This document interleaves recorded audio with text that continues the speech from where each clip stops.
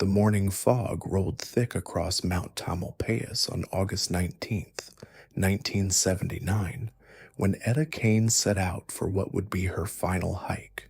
She never made it home. Her husband called police that night, desperate and searching. What they found the next dawn would mark the beginning of one of California's most terrifying hunting seasons. A season where the hunter walked on two legs and the prey was anyone brave enough to venture into the wilderness.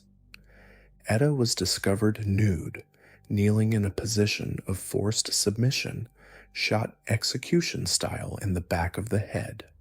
Her purse had been ransacked, her credit cards stolen, but strangely, she had not been sexually assaulted. To investigators, it felt like a robbery gone wrong, but they were wrong. This was just the beginning. For the next 21 months, the hiking trails of Northern California would become hunting grounds for a killer so methodical, so patient, that he earned the nickname that would haunt the Bay Area, the Trailside Killer. But the man behind that name was far more complex and disturbing than anyone could have imagined. David Joseph Carpenter was born on May 6, 1930, in San Francisco, into what appeared to be an ordinary family. But behind closed doors, the Carpenter household was a laboratory of cruelty. His father, Elwood, was an alcoholic who ruled with violence. His mother, Frances, was domineering and cold, more concerned with appearances than affection. Between the ages of 3 and 11, David suffered from a severe stutter that made him the target of relentless bullying at school. But it wasn't just the bullying that shaped him. Frances had very specific ideas about her son. She banned him from playing outside with other children. Instead, she forced him to take ballet lessons and learn the violin, activities that only increased the mockery he faced at school. When David wet the bed or showed any signs of defiance, the beatings would come, not just from his father, but from his mother too. The warning signs appeared early. David began torturing animals, one of the classic indicators of what psychologists call the McDonald triad. He was cruel, manipulative, and increasingly detached from normal human emotion. When other children played, David watched. When they laughed, he calculated. By age 13, he had molested 2 of his younger cousins, earning him his first stint in juvenile detention. This was a boy being systematically broken by the very people meant to protect him. But David wasn't just a victim becoming a perpetrator. There was something else forming beneath the surface, something patient and predatory. After his release from juvenile detention, David continued his pattern of sexual crimes against children. He married in 1955 and had 3 children of his own, but the facade of normalcy couldn't contain what was growing inside him. In 1960, at age 30, he attempted his first murder. The victim was Lois Rinna, a young woman who would later become the mother of reality TV star Lisa Rinna. David kidnapped her, drove her to a deserted road, and attacked her with a hammer and knife. She survived only because a military policeman happened to drive by and saw them. David was sentenced to prison, but it wasn't enough to stop what was coming. 7 years later, he was back on the streets. In 1970, he began a series of kidnappings and sexual assaults in Santa Cruz. He would rear-end women's cars, then attack them when they got out to assess the damage. He was caught, sentenced to another 7 years, and once again released. During this time, authorities even investigated him as a possible Zodiac killer suspect, but he was cleared when they realized he'd been in prison during some of the Zodiac murders.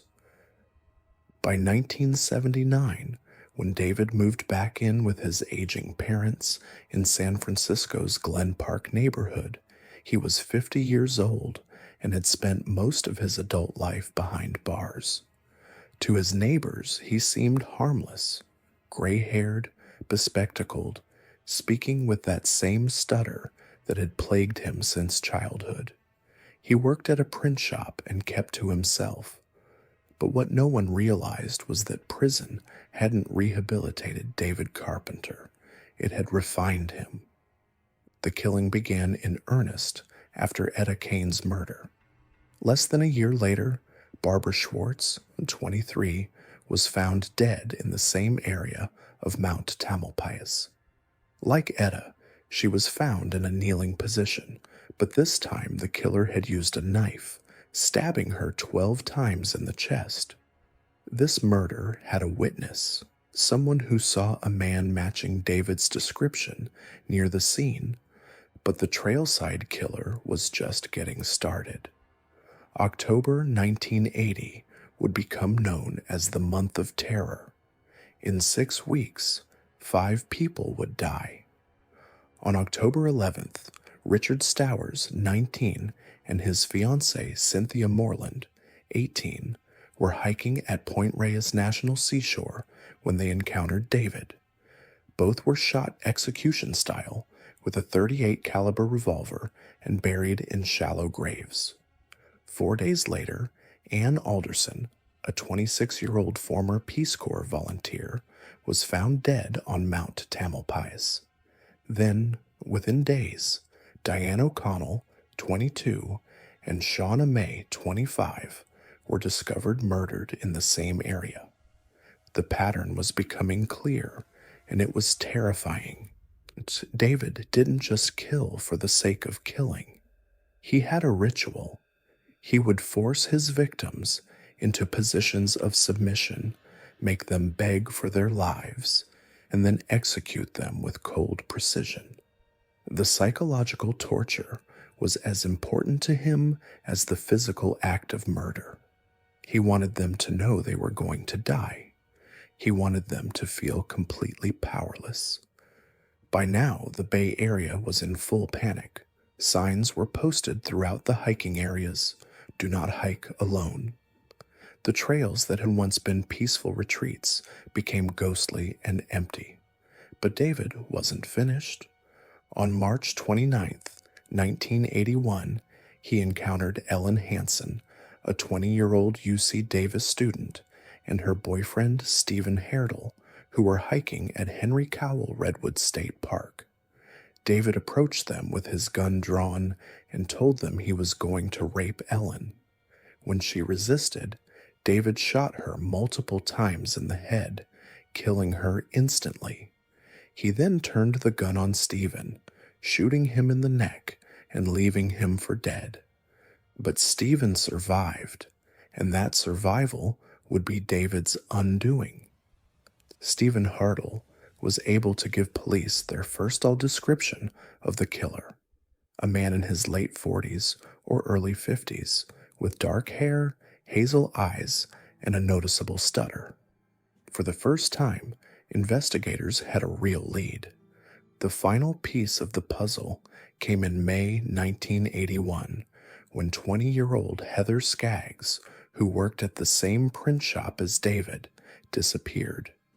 She had told her mother and boyfriend that she was going to meet David about buying a used car. Her boyfriend had begged her not to go, sensing something was wrong, but Heather dismissed his concerns. David drove her to Big Basin State Park, where he raped and shot her execution style. Her decomposing body was found weeks later by hikers. But this time, David had made a critical error. He was the last person seen with Heather, and when police questioned him, Stephen Herdel positively identified him in a lineup. On May 14th, 1981, David Joseph Carpenter was arrested at his parents' home in San Francisco. When police searched the house, they found a Sierra Club book with paper clips marking pages that showed exact locations where the murders had occurred. They also found his .38 caliber revolver, which ballistics tests confirmed was the weapon used in 7 of the 8 killings. During his interrogation, David showed no emotion, no remorse. He spoke with that same stutter, calmly denying everything despite the overwhelming evidence against him. To investigators, it was like looking into a void. This wasn't a man driven by passion or desperation. This was someone who had turned murder into a methodical hobby. David was tried twice. The first trial in 1984 covered the Santa Cruz murders. The second, in 1988, was for the Marin County killings. Both times, he was sentenced to death. The evidence was overwhelming, but David never confessed. He never showed remorse. He never explained why he chose the victims he chose, or why he felt compelled to make them kneel before he killed them.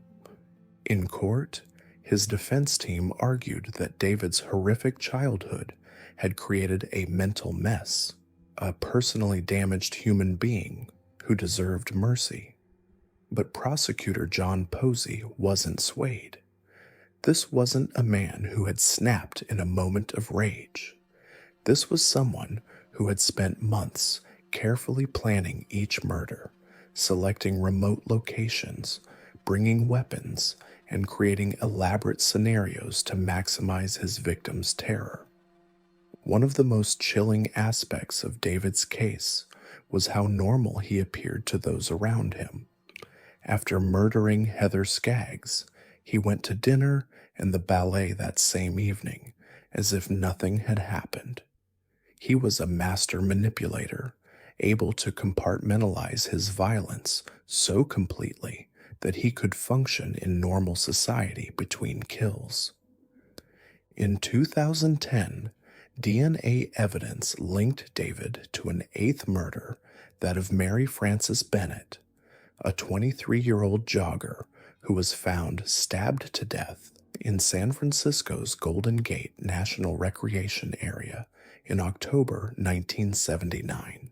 She had been stabbed over 25 times, with wounds so deep to her neck that she was nearly decapitated.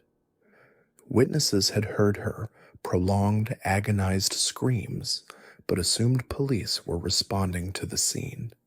Today, David Joseph Carpenter is 94 years old and remains on death row at San Quentin State Prison, making him the oldest death row inmate in California. He has never confessed to his crimes. He has never shown remorse. In the rare interviews he's given, he continues to deny his guilt despite the overwhelming physical and testimonial evidence against him. What makes David Carpenter so terrifying isn't just what he did, but how he did it. This wasn't a man who lost control or acted in the heat of passion. This was someone who turned the wilderness into his personal hunting ground, who found pleasure in the complete domination and terror of his victims. He chose the most vulnerable moments when people thought they were safe in nature's embrace and turned those moments into nightmares. The Trailside Killer case changed how we think about serial predators. David showed that evil doesn't always announce itself with dramatic gestures or obvious signs. Sometimes it stutters quietly, works a normal job, and lives with its parents. Sometimes it's so patient and methodical that it can hunt for months without detection. For the families of his victims, David Carpenter represents something more than just a killer. He represents the randomness of evil, the way violence can intrude into the most peaceful moments of our lives. Etta Kane went for a hike on a beautiful morning and never came home. Richard Stowers and Cynthia Moreland were planning their wedding when they encountered David on a trail. Ellen Hansen was a college student, enjoying nature with her boyfriend. None of them did anything to deserve what happened to them. They were simply in the wrong place when David decided he needed to kill. That's perhaps the most haunting aspect of the Trailside Killer's legacy.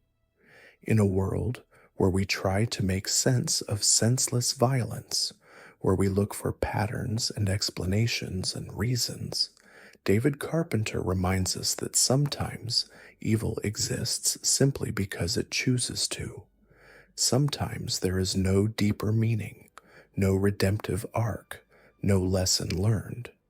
Sometimes there's just a man with a gun waiting in the woods, and the only thing that separates his victims from everyone else is the terrible randomness of fate.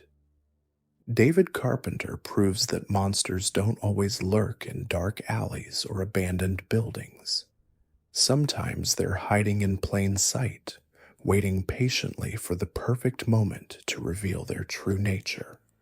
And sometimes that moment comes when you're alone on a peaceful trail, surrounded by the beauty of nature, thinking you're safe from the darkness that exists in the human heart. In the suffocating heat of a Louisiana summer night in 1911, something moved through the shadows of Lafayette. The sound of splintering wood, the whisper of metal against bone, then silence. Another family would never see dawn. But this wasn't the work of some faceless stranger. This was the handiwork of Clementine Barnabet, a 19-year-old girl who claimed she killed for God. Between 1909 and 1912, a wave of terror swept across the bayous of Louisiana and into East Texas. Entire families were slaughtered in their beds, their skulls split open with axes, their blood collected in buckets like some twisted offering. And at the center of it all was a young Creole woman who insisted she was doing the Lord's work. Clementine Barnabet was born around 1894 in St. Martinville, Louisiana, into a world already steeped in violence and instability. Her father, Raymond Barnabet, was a sharecropper and petty criminal who beat his family regularly. Her mother, Dina Porter, struggled to hold together a household that existed on the very margins of society. They weren't married, living together in what polite society called sin, scraping by in the humid poverty of rural Louisiana. The family moved to Lafayette in 1909, settling in the rough part of town where nobody asked too many questions. It was here, surrounded by the railroad tracks and rundown shacks, that something dark began to take shape, because shortly after the Barnabets arrived, people started dying. The pattern was always the same. Night would fall across the Louisiana countryside, and death would come calling. The killer would find a family's axe, usually kept outside for chopping wood, and use it to break into their home. Then they would move from room to room, methodically crushing skulls with surgical precision. Adults, children, infants, it didn't matter. Entire bloodlines were erased in a single night. The first confirmed attack came in November 1909, when Edna Opelousas and her 3 children were found butchered in their home in rain. A neighbor discovered them the next morning, Edna's head split open like a melon, her children's small bodies broken and bloody. The axe was left at the scene, as if the killer wanted to make a statement. But this was just the beginning. On January 26, 1911, the Byers family in Crowley was discovered dead. Walter Byers, his wife, and their child had been attacked as they slept. The killer had entered through a window and worked systematically through the house. Again, the family's own axe was the weapon of choice. 3 weeks later, 30 miles away in Lafayette, it happened again. The Andres family, Alexander, his wife Mimi, and their children Joachim and Agnes, were found murdered in their beds. This time, there was a witness of sorts. Blood-soaked clothes were discovered in the home of Raymond Barnabet, and his children, Clementine and her brother Zephyrin, testified that their father had come home that night, covered in blood and brain matter. Raymond was arrested, tried, and convicted. He protested his innocence, claiming he'd been visiting relatives in Broussard the night of the murders. But his own children's testimony sealed his fate. He was sentenced to life in prison. The community breathed a sigh of relief. The monster had been caught. The nightmare was over. They were wrong. On November 27th, 1911, while Raymond Barnabé sat behind bars, the killing began again. The Randall family, Norbert, his wife Azima, and their 4 children were found murdered in their Lafayette home. Norbert had been shot in the head before being bludgeoned with an axe. The children, ranging in age from 2 to 8, had been beaten to death with the blunt end of the weapon. Sheriff Louis Lacoste began to suspect that Raymond hadn't acted alone. His attention turned to the man's daughter, Clementine, who lived just blocks from the Randall home. When deputies searched the Barnabet house, they found what they were looking for: blood-stained women's clothing in Clementine's room, covered not just with blood, but with human brain matter. The latch on their door was also smeared with blood. Clementine was arrested, but even with both father and daughter in custody, the murders continued. In January 1912, 3 more families were butchered: Marie Warner and her 3 children in Crowley, the Broussard family, Felix, his wife, and their 3 children in Lake Charles. At the Broussard home, the killers left a chilling message scrawled on the wall: "When he maketh the inquisition for blood, he forgetteth not the cry of the humble," a verse from Psalm 9. It was signed Human 5. Under intense interrogation, Clementine began to talk, but what came out of her mouth was more terrifying than anyone could have imagined. She didn't just confess to the murders, she claimed they were part of something much larger, much darker. Clementine told authorities she was a member of the Human 5, a death cult within something called the Church of Sacrifice. She claimed this group was an offshoot of the Christ's Sanctified Holy Church in Lake Charles, led by a preacher named King Harrison. According to Clementine, the cult believed that human sacrifice was the path to immortality and riches. She described having conjure bags, charms made of 2 crossed needles bound in thread and wrapped in red flannel that would grant supernatural powers and make them invisible to authorities. These voodoo talismans, she claimed, had been given to her and 4 accomplices, who drew lots to see who would test their effectiveness by committing murder. Her first kill, she said, had been in 1910, a test to see if the charms actually worked. When she wasn't caught immediately, she took it as proof that she was divinely protected. The families she killed, she insisted, had refused to obey messages from God. She was simply carrying out divine will. But Clementine's story kept changing. Sometimes she claimed personal responsibility for 17 murders. Other times, she said 35. She spoke of collecting victims' blood in buckets for ritual purposes. She described feeling ecstasy as she watched life drain from children's eyes. She claimed to have an uncontrollable urge to press dying infants to her breast. The more she talked, the more outlandish her claims became. She implicated numerous accomplices who were never found.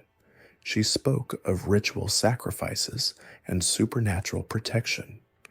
The media seized on these stories with rabid enthusiasm, painting her as a voodoo priestess leading a murderous cult. Newspapers across the country ran sensational headlines. Voodoo's horrors break out again. They described in lurid detail the supposed rituals, the collection of blood, the religious fanaticism that drove these Negro barbarians to slaughter innocent families. But was any of it true? Modern historians and criminologists have serious doubts about Clementine's confessions. Her stories were inconsistent, contradictory, and filled with details that seemed designed to feed racial stereotypes rather than reveal facts. The supposed Church of Sacrifice was likely nothing more than a small, possibly eccentric congregation, not the organized murder cult the media described.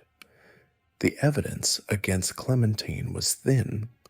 Blood-stained clothes and proximity to crime scenes were hardly conclusive proof of guilt, especially given the crude forensic techniques of the time.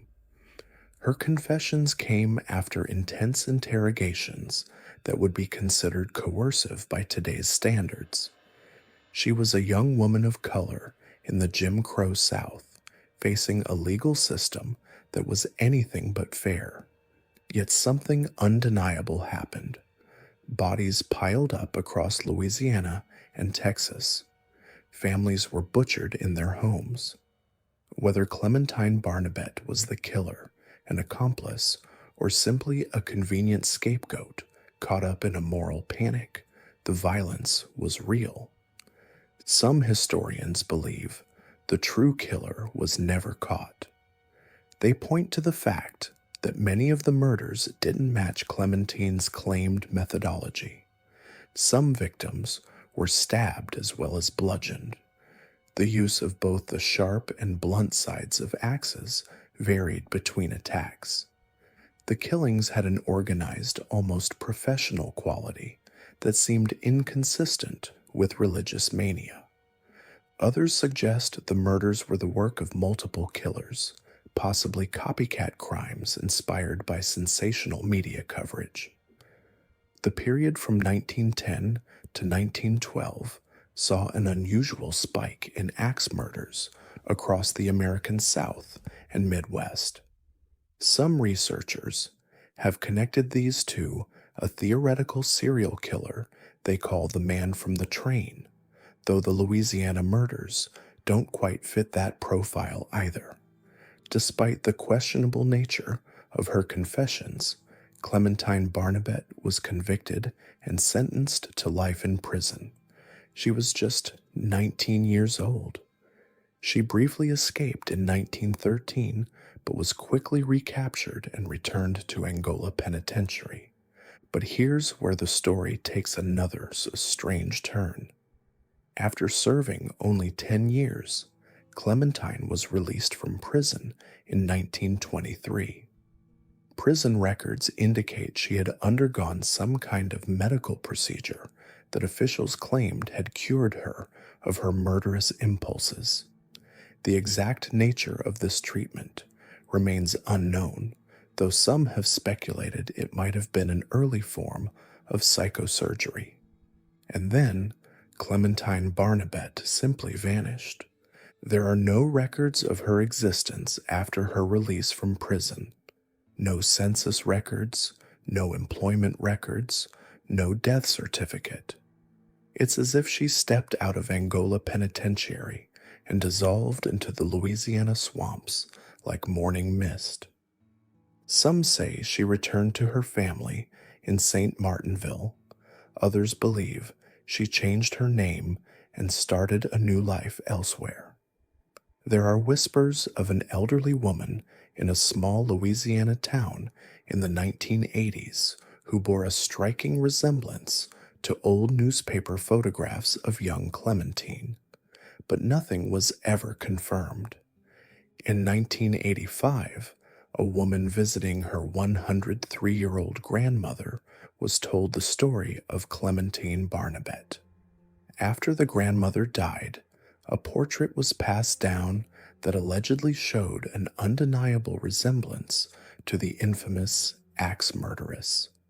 But even this tantalizing connection leads nowhere concrete.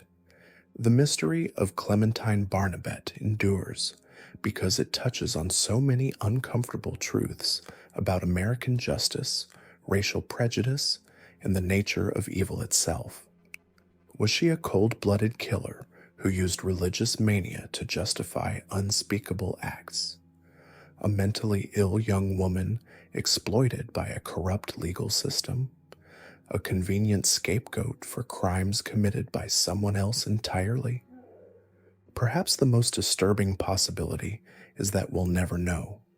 The real killer or killers may have escaped justice entirely, their identity lost to history.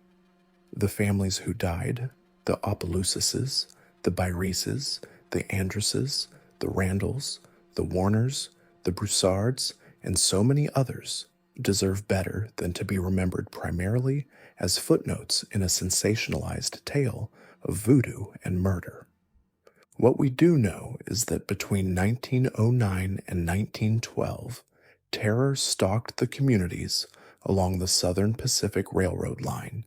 Families locked their doors and slept with axes by their beds. Parents held their children closer, knowing that in the darkness, death might come calling with no warning and no mercy. And somewhere in that darkness, Clementine Barnabet learned that the line between victim and monster is sometimes thinner than we'd like to believe.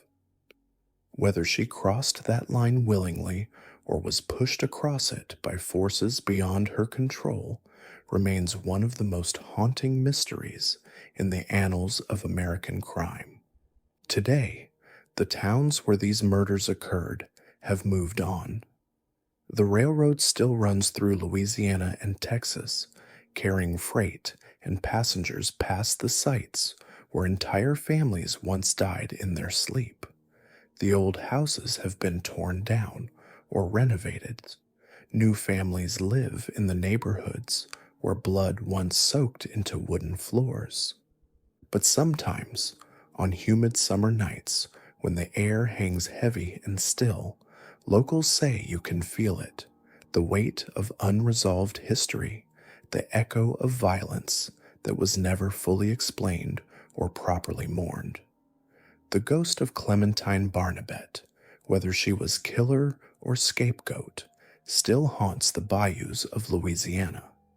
Because some stories don't end when the last suspect is arrested or the final confession is extracted.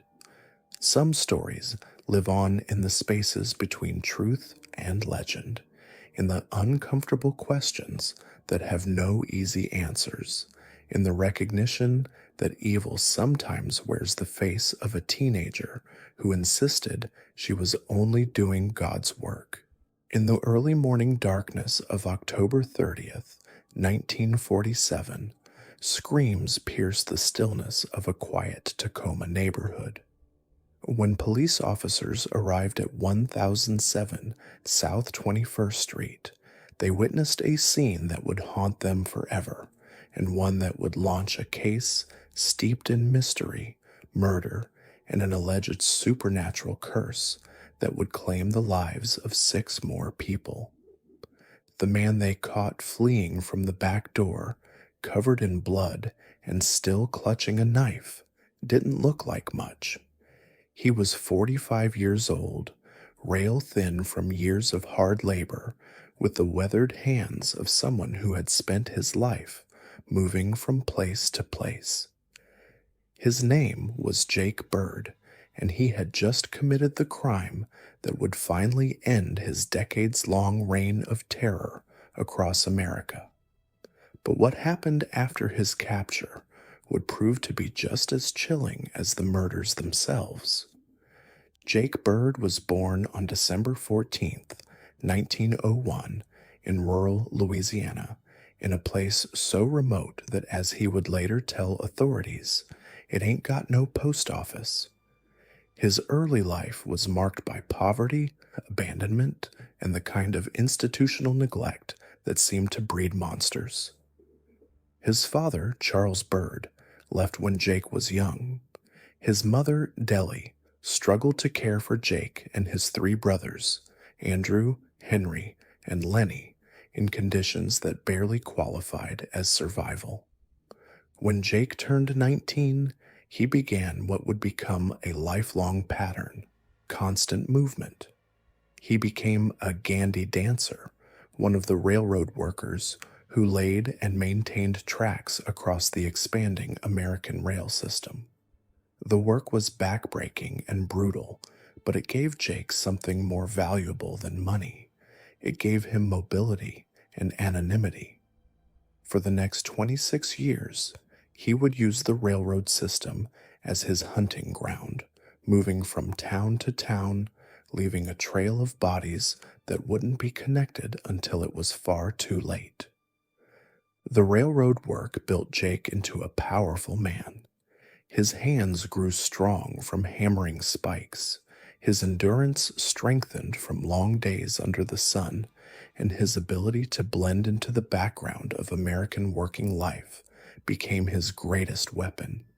He was unremarkable wherever he went, just another transient laborer looking for work. Nobody paid attention to Jake Bird, and that's exactly how he liked it. But behind that unremarkable exterior lurked something dark and methodical. Jake didn't kill impulsively. He planned, he stalked, and he struck with the precision of someone who had been perfecting his craft for decades. His weapon of choice was always the same: an axe or hatchet, often taken from his victims' own homes. He preferred to attack women, usually white women living alone or with minimal protection. He would enter through unlocked doors or windows, and when he was finished, he would disappear back into the vast network of American railways, just another face in the crowd. For nearly 2 decades, Jake Bird moved through America like a ghost. He killed in Florida, Illinois, Iowa, Kansas, Kentucky, Michigan, Nebraska, Ohio, Oklahoma, South Dakota, and Wisconsin. In each location, he left behind shattered families and baffled police departments who had no way of connecting these isolated murders to a single killer who could be hundreds of miles away by the time the bodies were discovered. Jake's criminal record grew extensively over the years. He was arrested for burglary, assault, and attempted murder, spending a total of 31 years incarcerated in Michigan, Iowa, and Utah. But even when he was locked up, authorities never connected him to the string of unsolved axe murders that dotted the American landscape. Each time he was released, Jake would return to the rails, return to his work, and return to his killing. The end came in Tacoma, Washington, a city that had become the western terminus of the Transcontinental Railroad. Jake had arrived looking for work, but instead he found the home of Bertha Klutt, a 53-year-old widow, and her 17-year-old daughter, Beverly June. The house at 1007 South 21st Street would become the scene of Jake Bird's final murders. On that October night, Jake entered the Klutt home through the back door. He found Bertha's purse and stole $1.50, a pitiful sum that hardly seemed worth the risk. But when Bertha discovered him in her bedroom, everything changed. Jake struck her with an axe, crushing her skull with the kind of methodical brutality he had perfected over decades of killing. When Beverly June heard the commotion and came to investigate, Jake silenced her too, bludgeoning the teenager to death in the kitchen. But this time, something went wrong.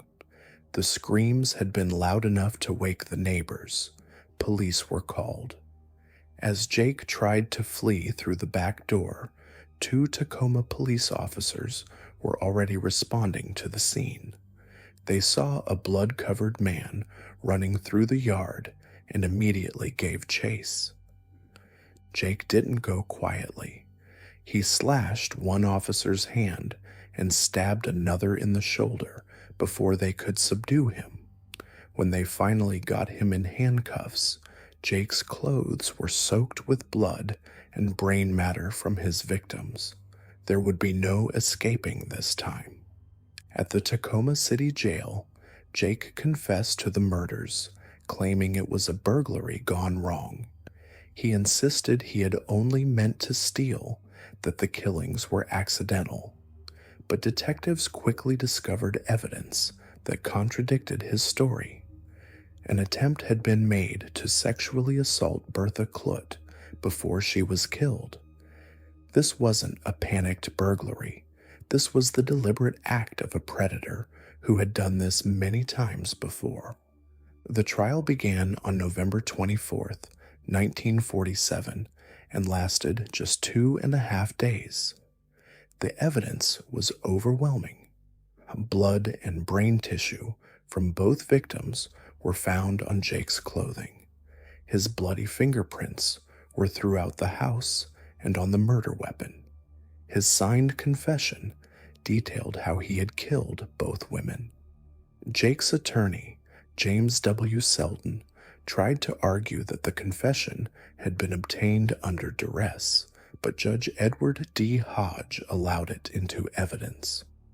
On November 26, 1947, after deliberating for only 35 minutes, the jury found Jake Bird guilty of first-degree murder and recommended the death penalty. Judge Hodge sentenced him to be hanged at the Washington State Penitentiary on January 16, 1948. It should have been the end of the story, but Jake Bird had one more card to play. When the judge asked if he had anything to say before sentencing, Jake Bird stood up and delivered a statement that would become legendary. For 20 minutes, he spoke about how he had been denied the right to represent himself, how his own lawyers had worked against him, how the system had failed him. And then he ended with words that would chill everyone in that courtroom. I'm putting the Jake Bird hex on all of you who had anything to do with my being punished. Mark my words, you will die before I do. Most people in the courtroom dismissed it as the desperate ravings of a condemned man. They shouldn't have. Within a month of Jake's sentencing, Judge Edward D. Hodge died of a heart attack. He was the first, but he wouldn't be the last. One by one, the people connected to Jake Bird's case began to die. The police officer who had taken Jake's first confession died of a heart attack. Then the police officer who took his second confession. Then the court's chief clerk. Then one of Jake's defense lawyers, J.W. Selden, died exactly 1 year after the sentencing. Finally, Arthur A. Stewart, a prison guard assigned to death row, died of pneumonia just 2 months before Jake's execution. 6 people connected to the case died before Jake Bird climbed the gallows. 5 of them died within a year of his sentencing. All of the heart attack victims were relatively young, healthy men with no history of cardiac problems. The deaths couldn't be easily explained by medical science, and they couldn't be dismissed as mere coincidence. Jake seemed to take satisfaction in each death. Each time someone connected to his case died, he would respond with misquoted Bible verses, suggesting that God was serving justice on his behalf. Whether Jake Bird actually possessed supernatural powers, or whether the stress and fear of his curse created a self-fulfilling prophecy, we'll never know. But the deaths were real, and they were terrifying. While waiting for his execution, Jake began to talk, perhaps hoping to delay his death, perhaps seeking some twisted form of redemption. He started confessing to murders he had committed during his decades on the rails. The confessions came slowly at first, then in a flood. Jake claimed to have killed 44 people during his travels across America. Detectives from across the country flocked to the Washington State Penitentiary to interview Jake Bird. What they heard both fascinated and horrified them. Jake provided details about murders that had puzzled police for years. He described crime scenes with startling accuracy, recalled the names of victims and the layouts of houses he had entered decades earlier. His memory for violence was photographic. Of the 44 murders Jake confessed to, investigators were able to substantiate 11. The details he provided were sufficient for police departments across the country to officially close cases that had haunted them for years. In Evanston, Illinois, Jake confessed to the 1942 axe murders of 2 women. In Louisville, Kentucky, Omaha, Nebraska, Kansas City, Kansas, Sioux Falls, South Dakota, Cleveland, Ohio, Orlando, Florida, and Portage, Wisconsin, more cases were solved. Police in Houston, Texas, suspected he had killed a woman there as well. Jake's confessions revealed the true scope of his horror. For nearly 2 decades, he had moved through America like a plague, targeting vulnerable women and leaving shattered families in his wake. He was methodical, patient, and utterly without remorse. In verified cases, most of his victims were white women who had been killed with axes or hatchets in their own homes. He was what criminologists would later recognize as one of America's first documented serial killers, and significantly, he was African American at a time when such crimes were almost exclusively associated with white perpetrators. The confessions bought Jake Bird a 60-day reprieve from Governor Monrad C. Walgren, who wanted to give investigators time to fully explore the cases. But eventually, the confessions stopped providing new information. Jake's appeals to the Washington State Supreme Court were denied. His 3 petitions to the United States Supreme Court were rejected. His request for executive clemency was turned down. On July 15, 1949, at 12:20 a.m., Jake Bird walked the 10 feet from his holding cell to the gallows at the Washington State Penitentiary in Walla Walla. 125 witnesses had gathered to watch the execution. Jake said nothing to them, but muttered something to one of the guards that no one else could hear. The trapdoor opened, and Jake Bird dropped 5 feet to his death. 14 minutes later, prison physician Dr. Elmer Hill pronounced him dead. Jake Bird was buried in an unmarked grave in the prison cemetery, identified only as convict number 21,520. He left behind a personal fortune of $6.15, which he willed to his appeals attorney. He was the 63rd person and the 7th African American to be executed in Washington state since the death penalty was established in 1904. But even in death, Jake Bird defied easy categorization. Unlike other serial killers who sought fame or recognition, Jake had operated in the shadows for decades, content to be forgotten as long as he could continue killing. His case challenged the prevailing assumptions about serial killers, that they were primarily white, that they left obvious patterns, that they craved attention. Jake Bird was methodical without being flashy, prolific without being famous, and deadly without being theatrical. The hex that Jake Bird cast over his courtroom may have been psychological rather than supernatural, but its effects were undeniably real. Whether through coincidence, stress induced illness, or something more mysterious, 6 people connected to his case died before Jake walked to the gallows. The fear he inspired outlasted his own life, and the mystery of those deaths continues to fascinate and disturb people more than 70 years later. Today, Jake Bird is largely forgotten by the general public, overshadowed by more famous serial killers who captured the media's attention. But criminal historians and forensic psychologists recognize him as a significant figure, an early example of the kind of mobile, methodical serial killer who would become more common in later decades. His use of the railroad system to travel between crime scenes and his ability to remain anonymous for decades while committing murders across multiple states established a pattern that would be repeated by other killers. The house at 1007 South 21st Street in Tacoma still stands, a quiet reminder of the night when Jake Bird's decades-long killing spree finally came to an end.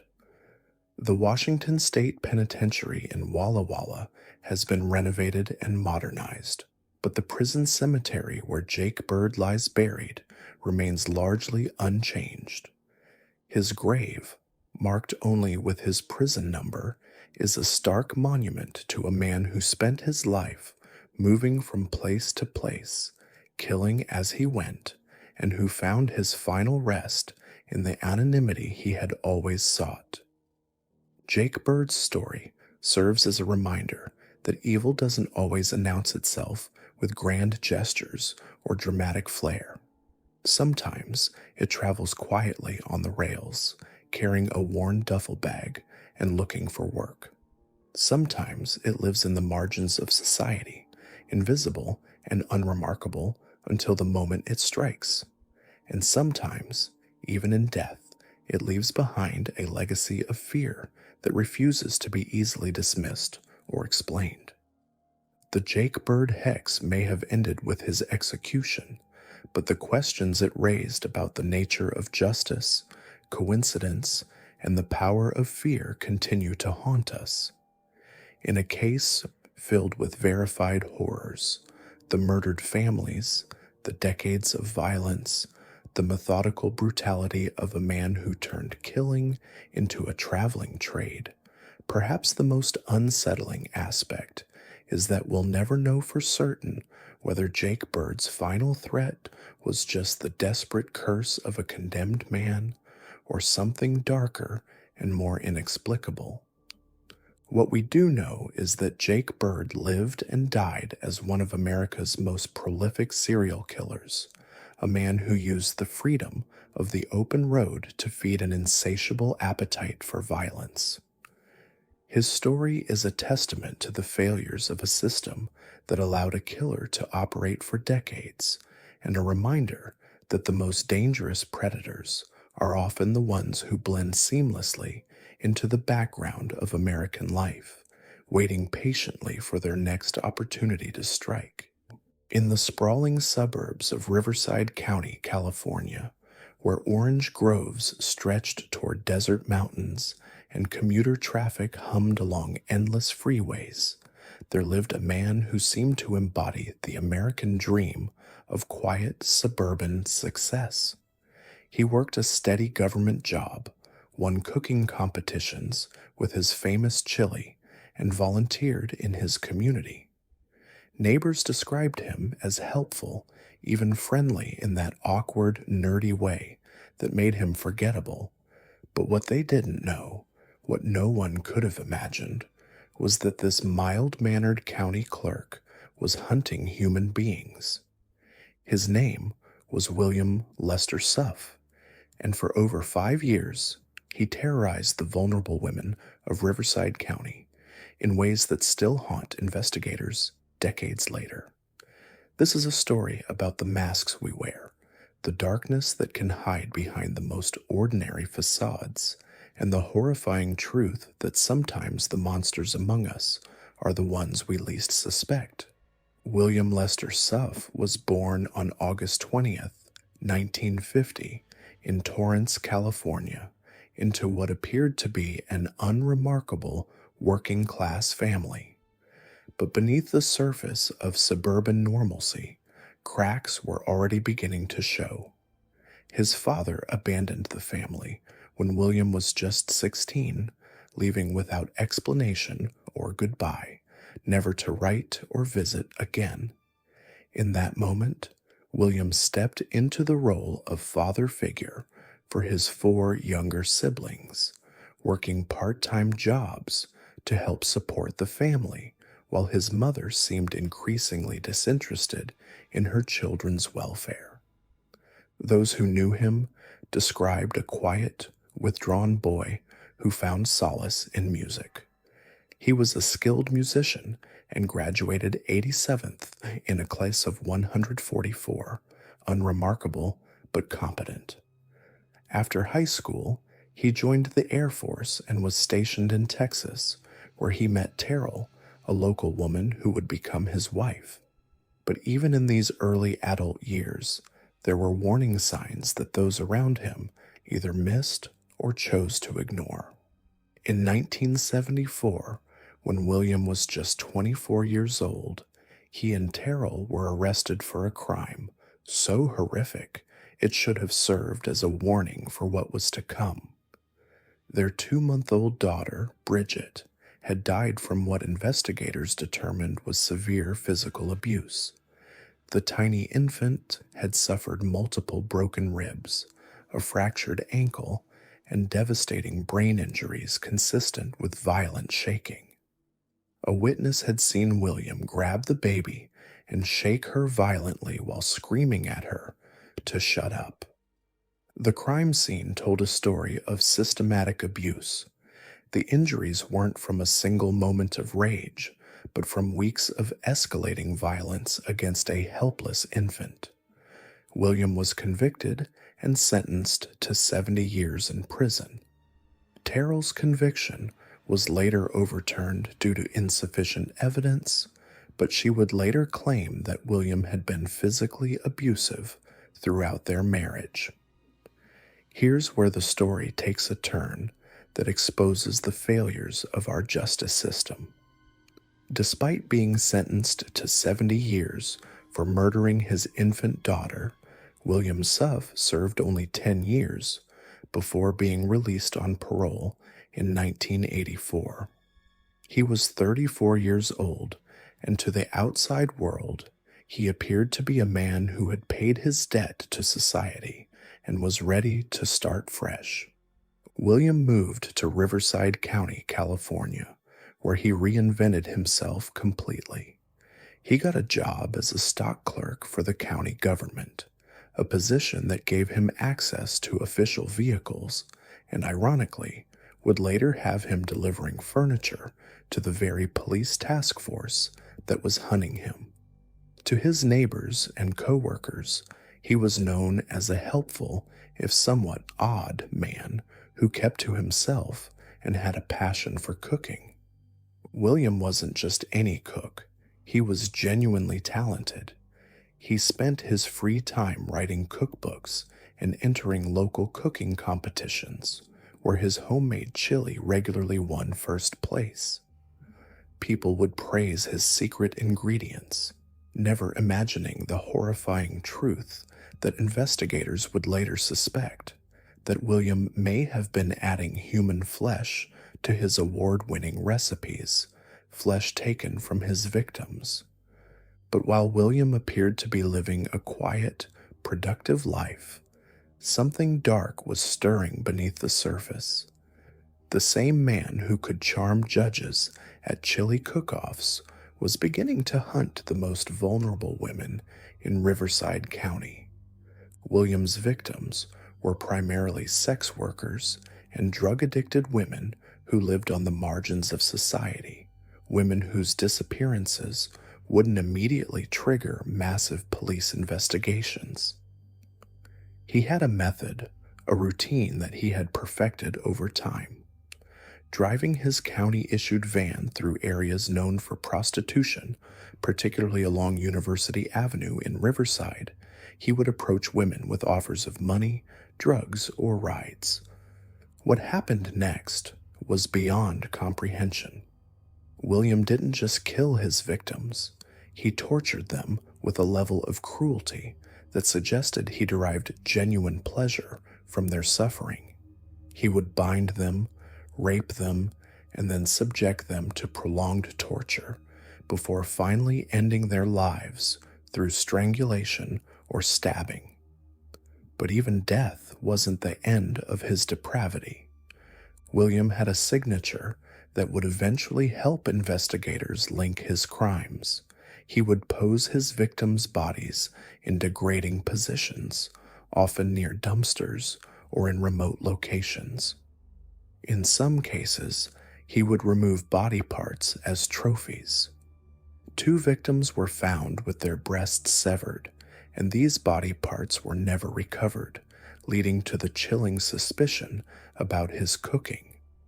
The details of individual crimes reveal the depth of his sadism. Christina Leal, a 23-year-old woman, was found strangled and stabbed to death on a hillside in Quail Valley. Her autopsy revealed that she had been bound, beaten, stabbed multiple times in the chest and genitalia, and that one of her nipples had been partially removed. Most disturbing of all, investigators found that a light bulb had been inserted into her uterus, recovered intact during the autopsy. Another victim, Carol Miller, was found nude in a grapefruit orchard with 5 stab wounds. Next to her body lay a peeled and eaten grapefruit, suggesting that William had calmly enjoyed a snack while looking at his victim's corpse. The frenulum connecting her upper lip to her gums was torn, indicating she had struggled while being smothered. Cheryl Coker was found partially inside a dumpster, strangled with such force that the wire or cord had cut through the skin of her neck. Her right breast had been severed post-mortem and was found 30 feet away on a dirt road. At this scene, investigators found a shoe print that would later match William's footwear exactly. Perhaps most chilling was the case of Kathleen Milne, found nude on a red robe near Lake Elsinore. A white sock had been stuffed so far into the back of her throat that it blocked her airway, and she died from a combination of strangulation and asphyxiation from the sock. The positioning of her body and the red robe suggested that William had taken time to arrange the scene, treating his victim like a grotesque art installation. Between 1986 and 1991, bodies began appearing with alarming regularity throughout Riverside County.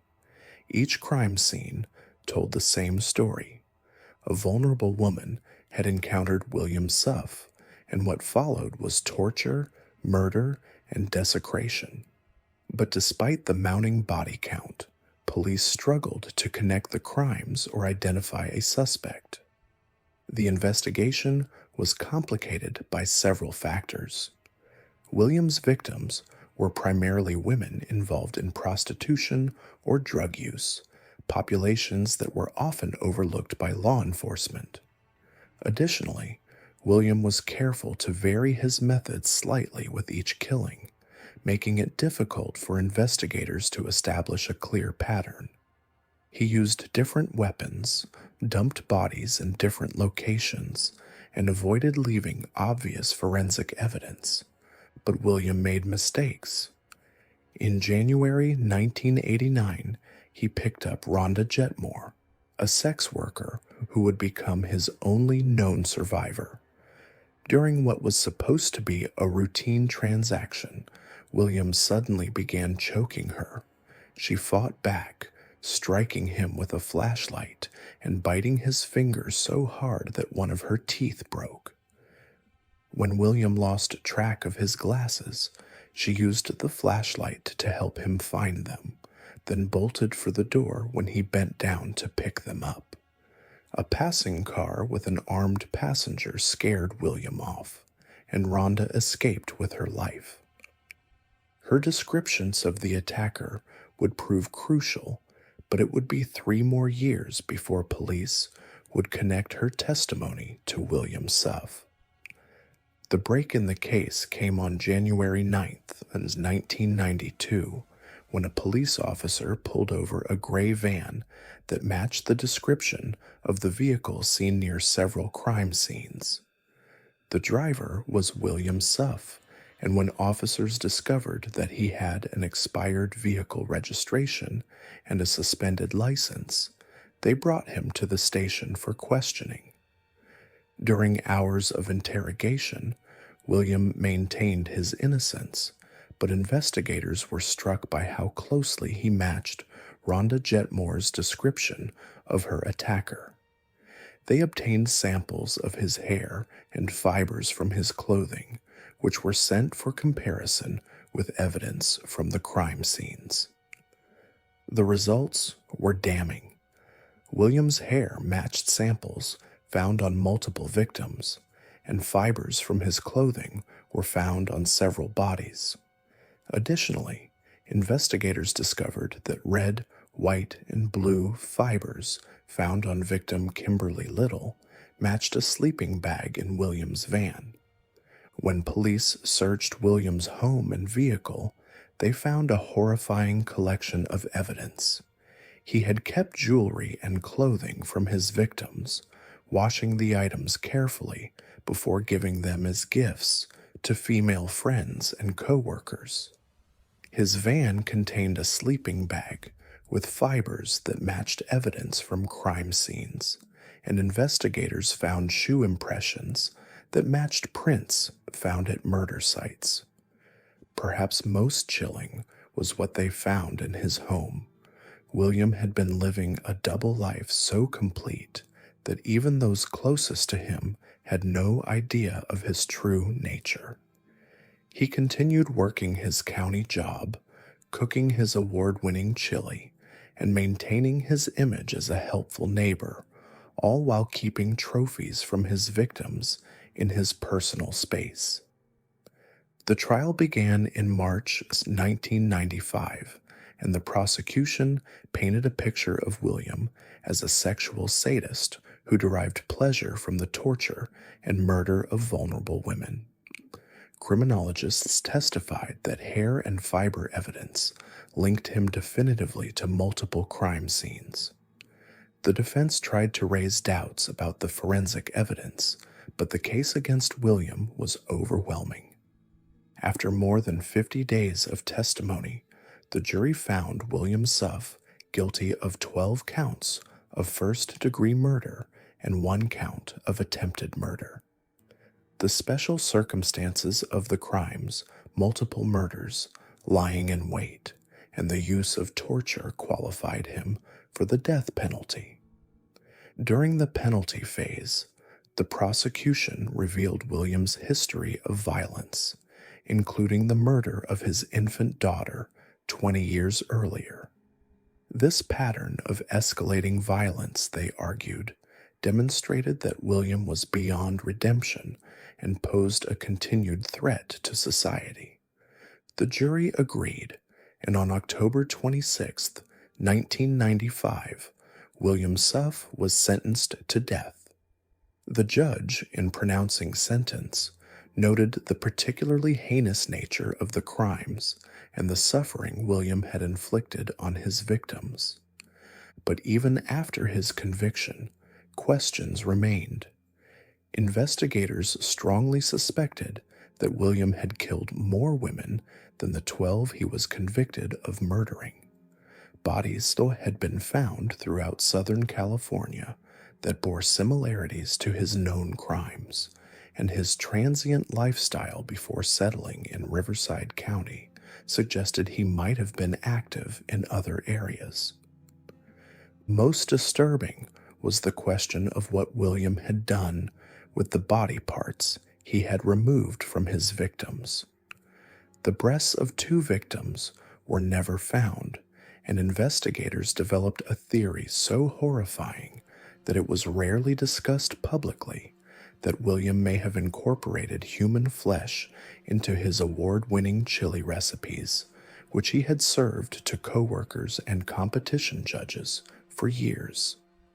In 2024, nearly 30 years after his conviction, William Suff made headlines again when DNA evidence linked him to the 1986 murder of 19-year-old Kathy Small in South Pasadena. During a 2-day interview at Los Angeles County Jail, the now 74-year-old Suff confessed to Small's murder and discussed some of his other crimes in detail. This revelation confirmed what investigators had long suspected, that William's killing spree had begun earlier than his known Riverside County murders and had likely claimed more victims than anyone realized. Today, William Suff sits on death row at San Quentin State Prison, where he has spent nearly 3 decades. California's moratorium on executions means that his death sentence will likely never be carried out, and he will probably die of natural causes behind bars. The case of William Suff serves as a chilling reminder that evil can hide behind the most ordinary facades. This was not a man who looked like a monster or acted obviously dangerous. He was a coworker who brought homemade chili to office parties, a neighbor who volunteered to help with community projects, a customer who made polite conversation at the grocery store. The victims William chose were women society had largely forgotten, and their murders might have continued indefinitely if not for the courage of Rhonda Jetmore and the persistence of investigators who refused to give up. Each of these women had a story, a life, dreams, and fears. They were daughters, mothers, sisters, and friends who deserved better than to become victims of a man who saw them as nothing more than objects for his twisted pleasure. The case also highlights the failures of a justice system that released a child killer after serving only 10 years of a 70-year sentence. Had William Suff served his full sentence for murdering his infant daughter, at least 13 women would still be alive today. The system designed to protect society from dangerous individuals instead gave a predator the opportunity to refine his methods and expand his hunting ground. William Suff represents something particularly terrifying about serial killers: the ability to compartmentalize evil so completely that it becomes invisible to those around them. While other killers might struggle to maintain normal relationships or hold steady employment, William thrived in his public persona. He was genuinely good at his job, talented at cooking, and skilled at presenting himself as a productive member of society. This ability to hide in plain sight makes William Suff one of the most chilling examples of human evil. He proves that monsters don't always announce themselves with obvious warning signs. Sometimes they serve you chili at a community function, help you move furniture, or wave cheerfully from their front yard. And sometimes, when the mask finally slips, the truth underneath is more horrifying than anyone could have imagined. The story of William Suff is ultimately about the capacity for evil that exists within seemingly ordinary people and the vulnerable members of society who pay the price when that evil is unleashed. It's a reminder that vigilance and justice must extend to all members of society, especially those who live on the margins, because predators like William Suff specifically target those they believe no one will miss. In the end, William Suff was caught not because he was careless, but because one intended victim fought back and survived to tell her story. Without Rhonda Jetmore's courage and the determination of investigators to take her seriously, William might still be out there, serving his special chili at community events and hunting women in the shadows of Riverside County. On a crisp autumn morning in 1977, outside the Brith Shalom Knesset Israel Synagogue in St. Louis, nearly 200 guests streamed out into the sunlight after celebrating a bar mitzvah. Children clutched balloons, families embraced, and the joyful sounds of community filled the air. Hidden across the street, a man with cold eyes and steady hands had driven 10-inch nails into a telephone pole to create a makeshift rifle rest. When he squeezed the trigger, Gerald Gordon collapsed in front of his wife and 3 children, blood pooling on the synagogue steps. The killer melted back into the crowd, just another face in the urban landscape. But this wasn't a robbery gone wrong or a crime of passion. This was the methodical execution of a man whose only crime, in the shooter's twisted worldview, was being Jewish. The killer's name was Joseph Paul Franklin, and this was just the beginning of a 3-year reign of terror that would leave at least 22 people dead across 11 states. Joseph Paul Franklin was born James Clayton Vaughn Jr. in Mobile, Alabama in 1950 into a world already fractured by violence and neglect. His earliest memories weren't of bedtime stories or birthday parties, but of his father's drunken rages and his mother's cold indifference. James Sr. was a World War II veteran and butcher who spent his days cutting meat and his nights cutting down his family with words and fists. He would disappear for months at a time, leaving behind a household walking on eggshells, only to return with renewed fury and violence. Helen Rao Vaughn, his mother, was described as strict and abusive, a woman who treated her children like burdens rather than blessings. Young James and his siblings were rarely given enough to eat, and affection was as scarce as food in their household. By his own later admission, Franklin believed his mother never really cared about him or his siblings. In this toxic environment, empathy withered and something darker began to grow. The boy who would become Joseph Paul Franklin learned early that the world was divided into those who inflicted pain and those who suffered it. In his child's mind, he made a choice about which side he wanted to be on. By adolescence, he was already showing signs of the violence that would later consume him. A severe eye injury in high school gave him an excuse to drop out, but the truth was that young James was already drifting towards something darker than academic failure. It was during these formative years that James discovered 2 things that would shape the rest of his life: evangelical Christianity and Nazism. To most people, these might seem contradictory belief systems, but in Franklin's fractured psyche, they merged into a twisted theology of racial superiority and righteous violence. He devoured Adolf Hitler's Mein Kampf with an intensity that frightened even him. "I've never felt that way about any other book that I read," he would later reflect. It was something weird about that book. The seeds of genocide found fertile ground in a mind already warped by abuse and neglect. Franklin began seeking out like minded individuals, joining first the National Socialist White People's Party, then the Ku Klux Klan. He attended American Nazi Party conferences, rubbing shoulders with future hate movement leaders like David Duke and Don Black.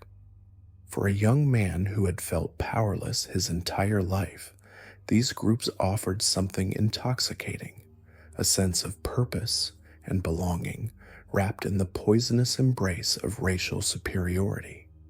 At 26, James Clayton Vaughn Jr. legally changed his name to Joseph Paul Franklin. The choice was deliberate and revealing. Joseph Paul in honor of Nazi propaganda minister Paul Joseph Goebbels, and Franklin after Benjamin Franklin. In his warped mind, he was combining the intellectual legacy of America's founding fathers with the genocidal ideology of the Third Reich. This wasn't just a name change, it was a rebirth into something monstrous. Franklin had the Grim Reaper tattooed on his right forearm as a symbol of my mission. The tattoo artist was instructed to add red dots representing blood drops, but refused to tattoo Helter Skelter on Franklin's other arm, worried about law enforcement attention. Franklin was obsessed with Charles Manson's vision of starting a race war, and he believed he could accomplish what Manson had only dreamed of. By the mid-1970s, Franklin had become a drifter, roaming the East Coast and beyond with his 1975 Chevrolet Camaro loaded with an arsenal of rifles. His primary source of income was bank robbery, but money was just a means to an end. His real mission, as he saw it, was to cleanse the world of people he considered inferior, black people, Jewish people, and especially interracial couples. Franklin's methodology was chillingly precise. He would scout locations for days or even weeks, studying his targets' routines. The night before each attack, he would place his weapon at the chosen location, filing off serial numbers and knowing it would be abandoned after the shooting. He wore gloves while handling potential evidence and sometimes used a stolen bicycle to escape from the firing position to his car, making witness identification nearly impossible. He carried a police scanner to monitor law enforcement activities and planned every detail down to what clothes he would wear. Franklin's first known murder was in August 1977 when he killed Alphonse Manning and Tony Schween in Madison, Wisconsin. Manning was black and Schween was white, and they were simply in the wrong place at the wrong time when Franklin decided to make them an example. Using a high-powered rifle, he shot them both while they were walking together, then disappeared into the night. To Franklin, they weren't people with hopes, dreams, and families who loved them. They were symbols of what he saw as racial contamination, and their deaths were acts of what he considered righteous cleansing. 2 months later came the synagogue shooting in St. Louis that would eventually put Franklin on death row. Gerald Gordon was leaving his son's bar mitzvah when Franklin's bullet found him. The randomness of it was part of Franklin's strategy. He wanted to create fear, to make people like Gordon afraid to gather, afraid to celebrate their heritage, afraid to exist. It was terrorism in its purest form, designed to shatter the basic human assumption that gathering with your community should be safe. Franklin's killing spree gained momentum through 1978 and 1979. In Salt Lake City, he murdered Ted Fields and David Martin at a Pizza Hut. 2 more victims whose only crime was being black in Franklin's line of sight. In Georgia, he shot Harold McIver, a Taco Bell manager, because Franklin objected to seeing him in close contact with white women. In Virginia, he wounded Raymond Taylor at a Burger King for the same reason. But Franklin didn't just want to kill random victims. He craved high-profile targets that would amplify his message. Civil rights leader Vernon Jordan Jr. became one such target. Franklin stalked Jordan for months, studying his movements, waiting for the perfect opportunity. In Fort Wayne, Indiana, in May 1980, Franklin sat outside Jordan's hotel and waited. As Jordan returned from an event, Franklin shot him. Jordan survived, barely, but the message was clear. No one was safe from Franklin's war. Perhaps Franklin's most infamous target was Larry Flynt, publisher of Hustler magazine. Franklin's motivation was disturbingly specific. The December 1975 issue of Hustler had featured photographs of an interracial couple having sex. To Franklin, this wasn't just pornography. It was propaganda promoting what he saw as racial mixing. In March 1978, as Flynt and his attorney were walking to a courthouse in Georgia for an obscenity trial, Franklin opened fire from across the street. Flynt survived, but was left permanently paralyzed from the waist down. Years later, Flynt would describe the shooting with characteristic bluntness. Franklin had turned him into a C5, C6 complete quadriplegic with a single bullet. Yet in a twist that speaks to Flynt's complex relationship with his own near-death experience, he would later oppose Franklin's execution, arguing that the government has no business at all being in the business of killing people. The randomness and efficiency of Franklin's attacks made him nearly impossible to catch. He was a ghost, appearing in one city long enough to kill, then vanishing to another state entirely. Between 1977 and 1980, he crossed state lines repeatedly, leaving a trail of bodies that investigators initially failed to connect. In Oklahoma City, he killed Jesse E. Taylor and his white wife, Marion Brissett. In Cincinnati, he shot and killed cousins Darrell Lane, 14, and Dante Evans Brown, 13, simply because they were black children walking down the street. In Johnstown, Pennsylvania, he murdered Arthur Smothers and Kathleen McCullough, another interracial couple.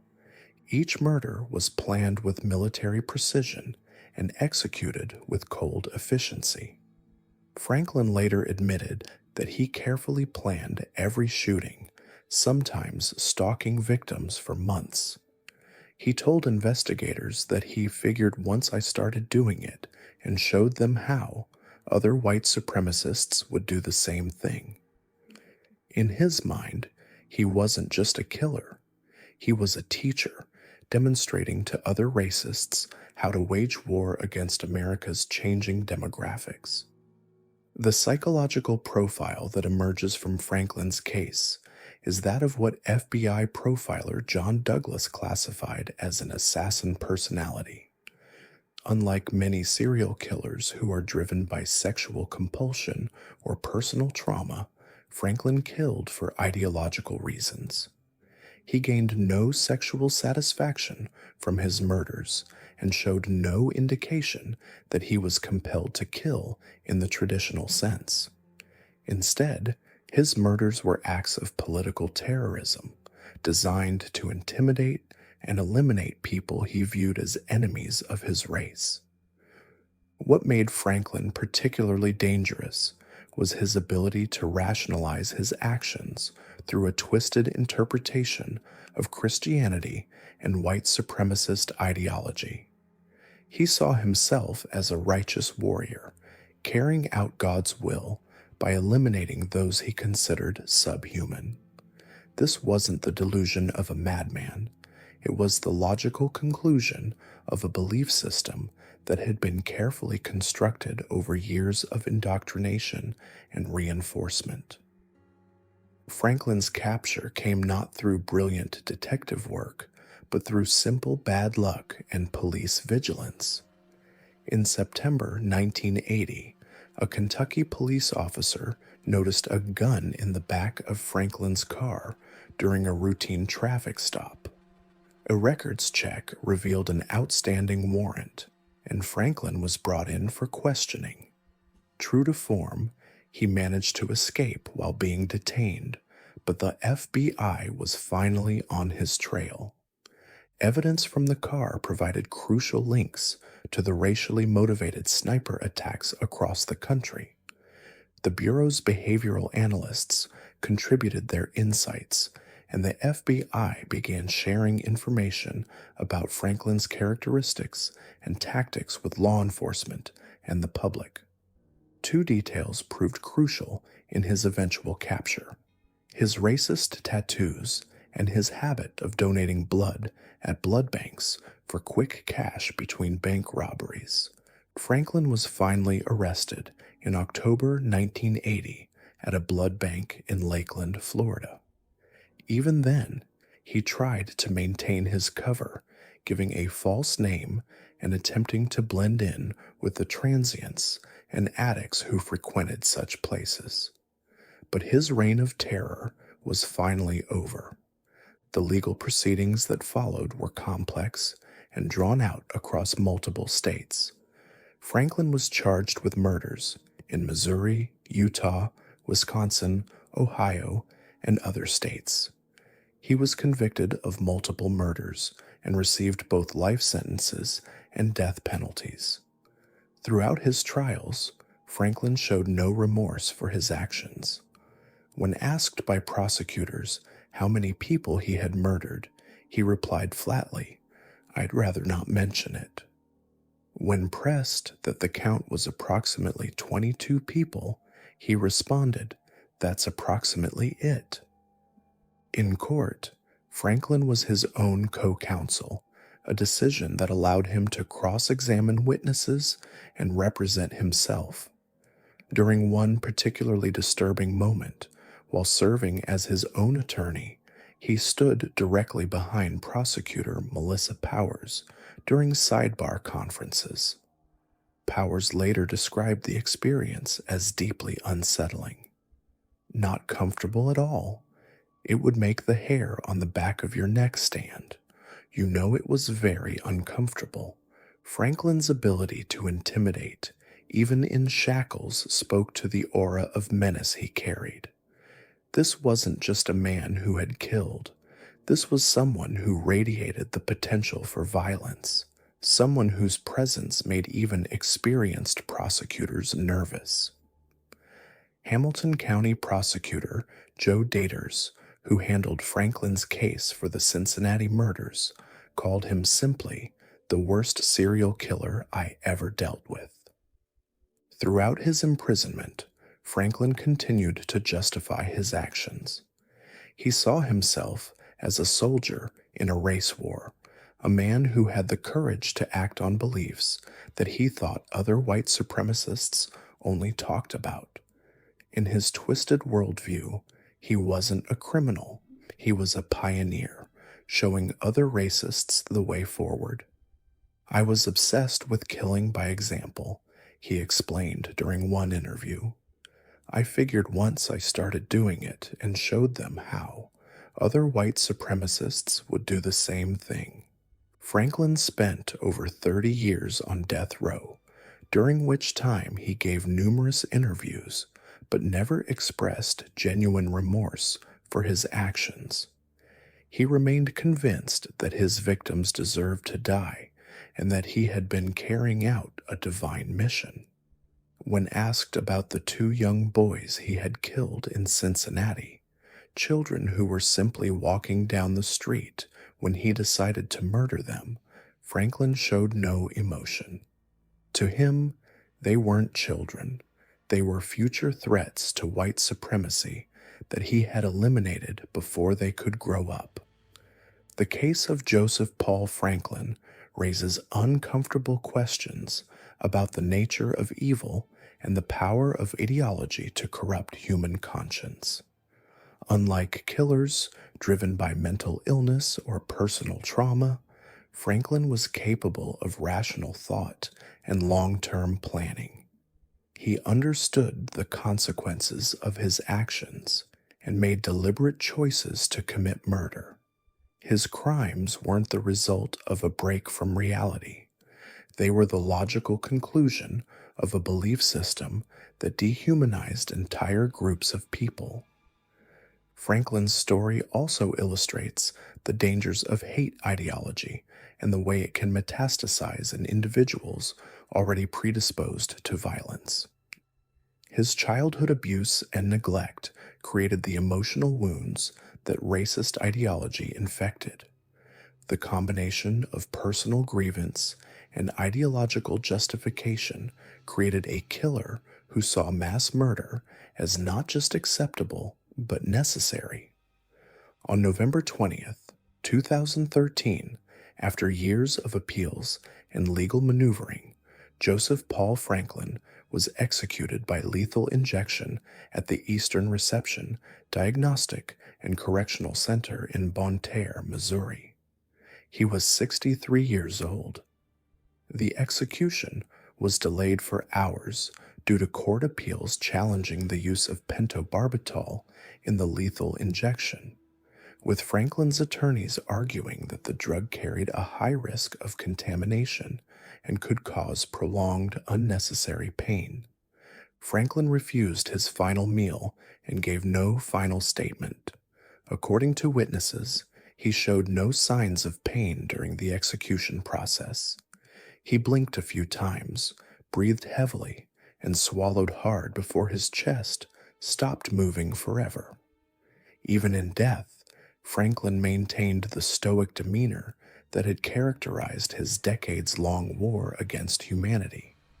Franklin's death brought some measure of closure to the families of his victims, but it couldn't undo the damage he had inflicted.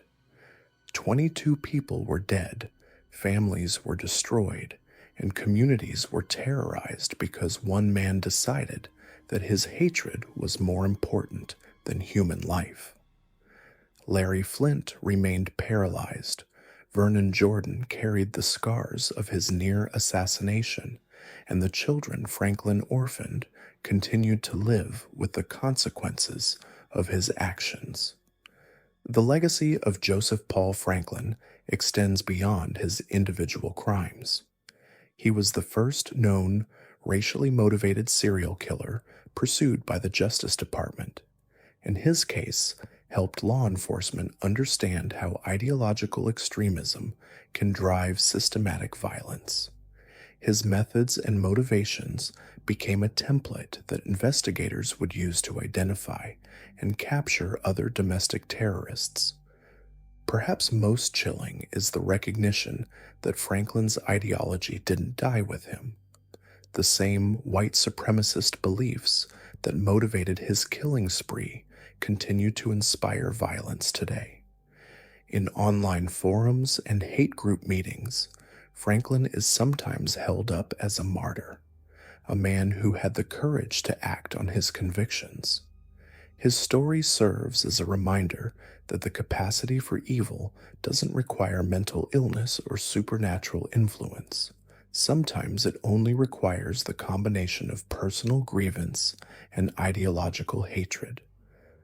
Franklin once told an interviewer that his mission lasted 3 years, the same length of time Jesus was on his mission. The comparison was obscene, but it revealed how completely he had twisted religious and moral concepts to justify mass murder. In his mind, killing innocent people wasn't a crime, it was a holy calling. The story of Joseph Paul Franklin is ultimately a story about choices. Countless people have suffered childhood abuse and neglect without becoming serial killers. Many people have been exposed to racist ideology without picking up rifles and hunting human beings. Franklin's crimes weren't inevitable. They were the result of deliberate decisions to embrace hatred over healing, violence over compassion, and death over life. In the end, Franklin's mission failed completely.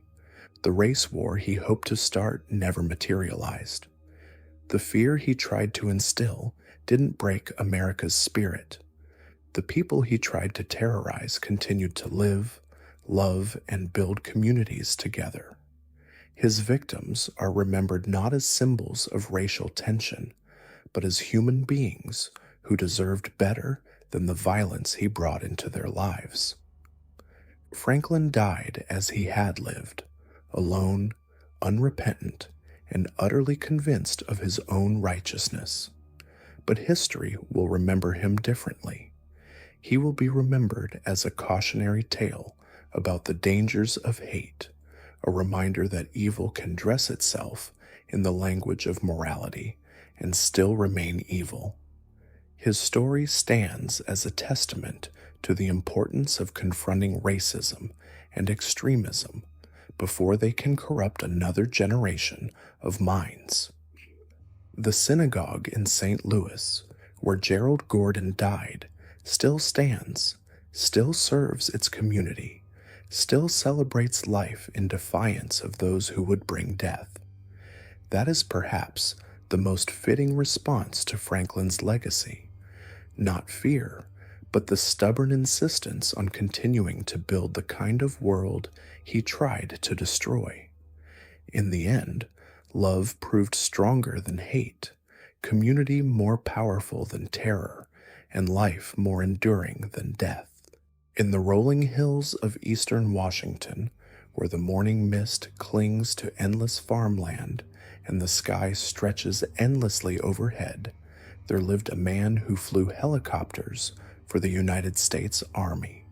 He was decorated, respected, a father of 5 children who coached Little League and attended church on Sundays. His neighbors waved when he mowed his lawn. His fellow pilots trusted him with their lives. But what they didn't know, what no one could have imagined, was that this man had been systematically hunting and killing women for over 2 decades. His name was Robert Lee Yates Jr., and he was hiding in plain sight. The story of Robert Lee Yates isn't just another tale of a serial killer. It's a chilling examination of how evil can wear the most ordinary face, how a decorated war hero can simultaneously be one of the most prolific murderers in American history. For 23 years, from 1975 to 1998, Yates moved through the world like a phantom, leaving a trail of bodies across multiple states while maintaining the perfect facade of a devoted family man. Robert Lee Yates Jr. was born on May 27, 1952, in Oak Harbor, Washington, into what appeared to be a typical middle-class family. His father was a naval aviator, his mother a homemaker, and they raised their children in the Seventh-day Adventist faith. But beneath the surface of this seemingly normal childhood, something dark was taking root. When Yates was just 6 years old, he would later claim an older neighborhood boy began sexually abusing him repeatedly. Whether this abuse actually occurred or was simply another manipulation in Yates's arsenal of lies remains unclear.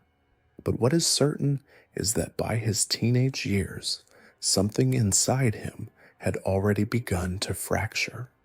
In high school, Yates was unremarkable in most ways, a decent athlete who played baseball but showed no particular brilliance or warning signs of the monster he would become. He graduated from Oak Harbor High School in 1970 and enrolled at Walla Walla College, but college life didn't suit him.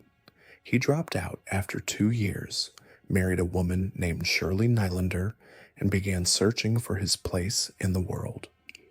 In 1975, at age 23, Yates found work as a correctional officer at the Washington State Penitentiary in Walla Walla.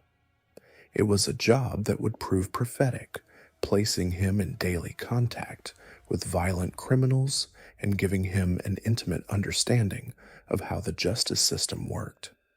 But this job would also mark the beginning of his killing spree, though no one would make that connection for another 25 years. That same year, 1975, Yates committed his first known murders. On July the 13th, a young couple named Patrick Oliver, 21, and Susan Savage, 22, were enjoying a romantic picnic along Mill Creek near Walla Walla. They had spread a blanket by the water, perhaps planning to swim or simply enjoy each other's company on a warm summer day. But their peaceful afternoon was shattered when Yates appeared. He was in the area practicing target shooting, honing the marksmanship skills that would later make him such an effective killer.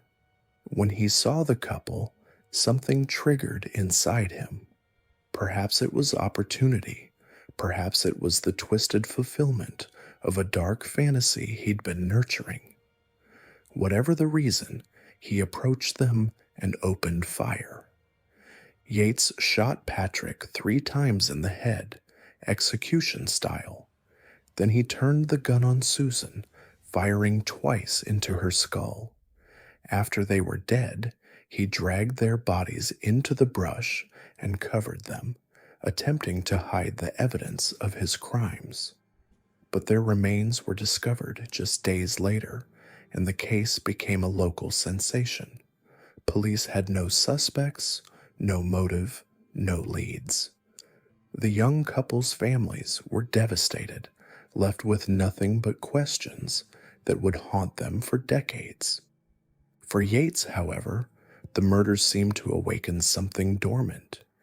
He had tasted blood, felt the rush of absolute power over another human being, and discovered that he liked it.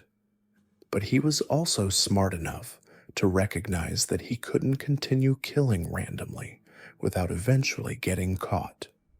So he did something remarkable in its cold calculation. He enlisted in the United States Army. In October 1977, 2 years after his first murders, Yates joined the military and began training as a helicopter pilot. The Army would provide him with the perfect cover, allowing him to travel extensively while building an impeccable reputation as a dedicated soldier. Over the next 19 years, Yates would serve his country with distinction, earning 12 medals, 2 ribbons, and a badge. He flew OH-58 Kiowa reconnaissance helicopters, trained other pilots, and served in some of the most dangerous places on Earth. His military service took him to Germany during the Cold War, to Somalia during the humanitarian crisis of the early 1990s, and to Haiti for peacekeeping missions. He participated in Operation Desert Storm, helped with hurricane relief efforts after Hurricane Andrew, and earned the Army Master Aviator Badge, one of the highest honors a military pilot can achieve. To his fellow soldiers, he was a consummate professional, a pilot they could trust with their lives. His commanding officers wrote glowing performance reviews, praising his technical skills, his leadership abilities, and his dedication to duty. But even as Yates was building his reputation as a model soldier, the killing continued. During his frequent travels and training exercises, women began disappearing along his route. The crimes were so geographically dispersed and the victims so often marginalized members of society that no pattern was detected. Prostitutes in various cities, runaway teenagers, women struggling with addiction, they vanished without much investigation or media attention. Yates was careful to never hunt in the same area twice, never establish a recognizable pattern, never leave evidence that could tie the crimes together. In 1976, while still in the early stages of his military career, Yates married Linda Brewer, a young woman who would bear him 5 children and remain faithfully by his side for over 2 decades. To Linda and their children, Robert was a devoted husband and father. He coached their sports teams, helped with homework, attended church services, and seemed to embody everything a woman could want in a partner. The family moved frequently due to his military assignments, but they always maintained a close, loving household where Yates was the reliable provider and protector. The dichotomy of Yates's existence was staggering. By day, he was piloting multi-million-dollar military aircraft, responsible for the lives of his crew and the success of critical missions. By night, in whatever city he found himself, he was prowling for victims. He would pick up prostitutes, drive them to isolated locations, and kill them with the same cold precision he brought to his military duties. The methodical nature of his killings revealed a mind that could compartmentalize horrific violence while maintaining perfect emotional control in his public life. In 1996, Yates retired from active duty, leaving the Army just short of the 20 years required for full pension benefits. The official reason was military downsizing, but some who knew him suspected he was eager to settle down with his family. He moved to Spokane, Washington, purchasing a comfortable 2-story home on South Hill, one of the city's more affluent neighborhoods. To his new neighbors, he was the perfect addition to the community, a decorated veteran with a stable family and steady employment at a local aluminum plant. But retirement didn't satisfy Yates. Within months, he rejoined the military as a member of the Washington Army National Guard, where he continued flying helicopters and training other pilots. The National Guard position gave him the prestige and authority he craved while allowing him to maintain his civilian life. It also provided him with a legitimate reason to travel throughout Washington state for training exercises and guard duties. What his family and neighbors didn't know was that Spokane's location made it perfect for Yates's hunting grounds. The city sits at the crossroads of several major highways, with easy access to rural areas where bodies could be disposed of without detection. East Sprague Avenue, running through the heart of the city, had become a notorious strip where prostitutes worked, many of them struggling with drug addiction and living on the margins of society. These women were vulnerable, often estranged from their families, and their disappearances frequently went unreported for days or weeks. Yates began hunting on East Sprague with terrifying efficiency. He would cruise the strip in his various vehicles, a black Ford van with wood paneling, a white Corvette, and occasionally other cars. His approach was always the same. He would pull up to a woman working the street, negotiate a price for sexual services, and convince her to get into his vehicle.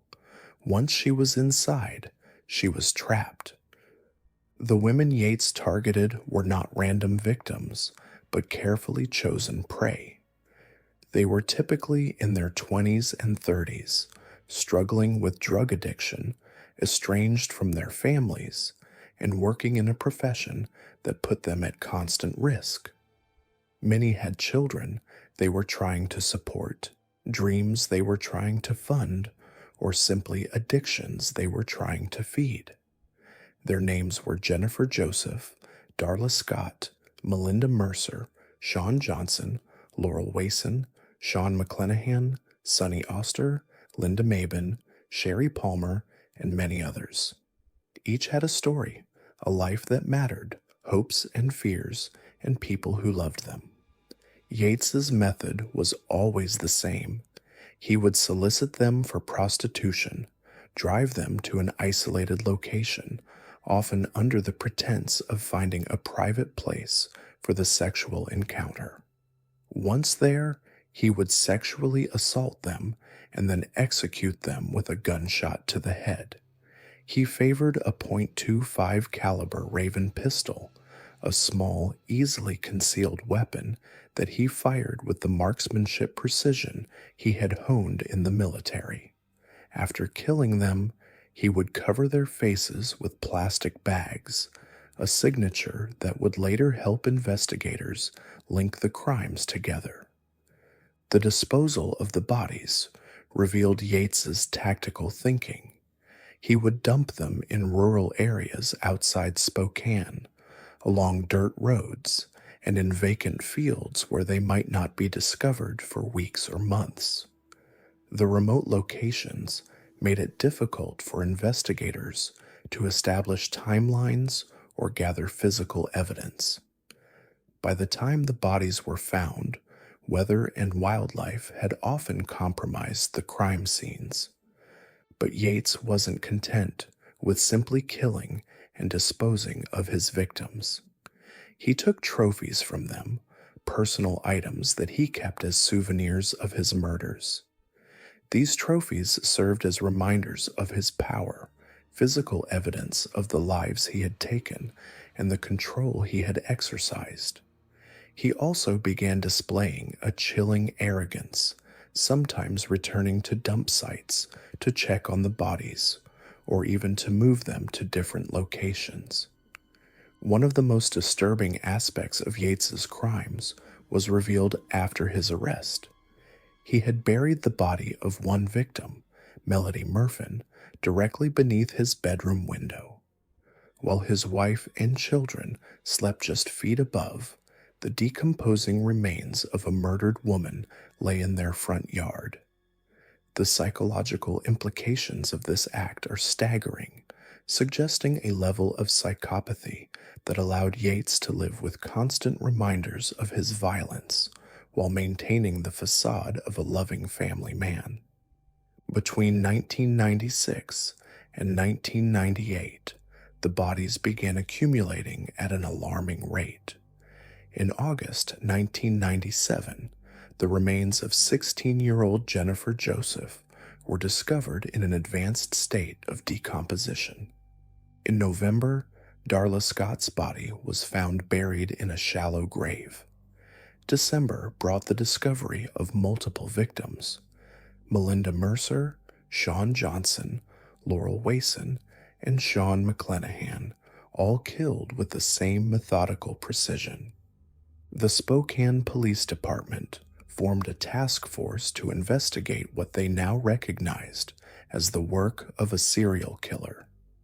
The victims shared too many similarities for the crimes to be unconnected. All were women who worked as prostitutes. All had been shot in the head. Many had plastic bags covering their faces, and all had been dumped in remote locations around the city. The media dubbed the unknown perpetrator the Spokane serial killer, and fear gripped the community of women working East Sprague Avenue.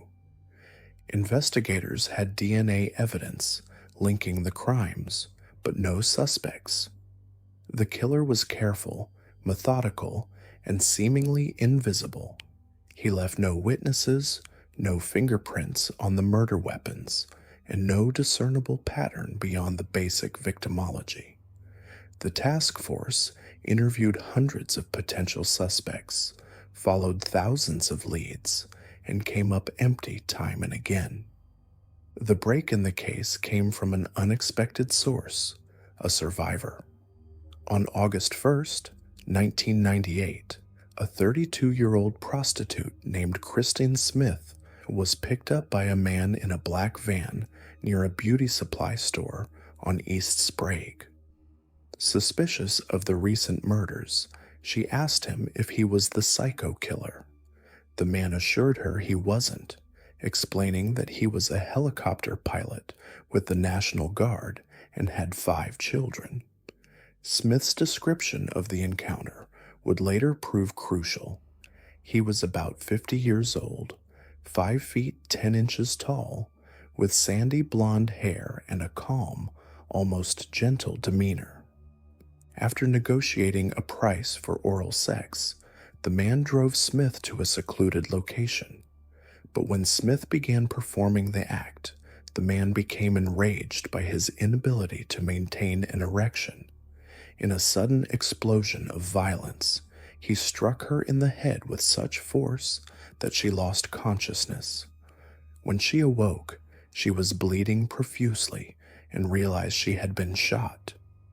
Somehow, miraculously, the bullet had only grazed her skull, embedding fragments in her hair rather than penetrating her brain.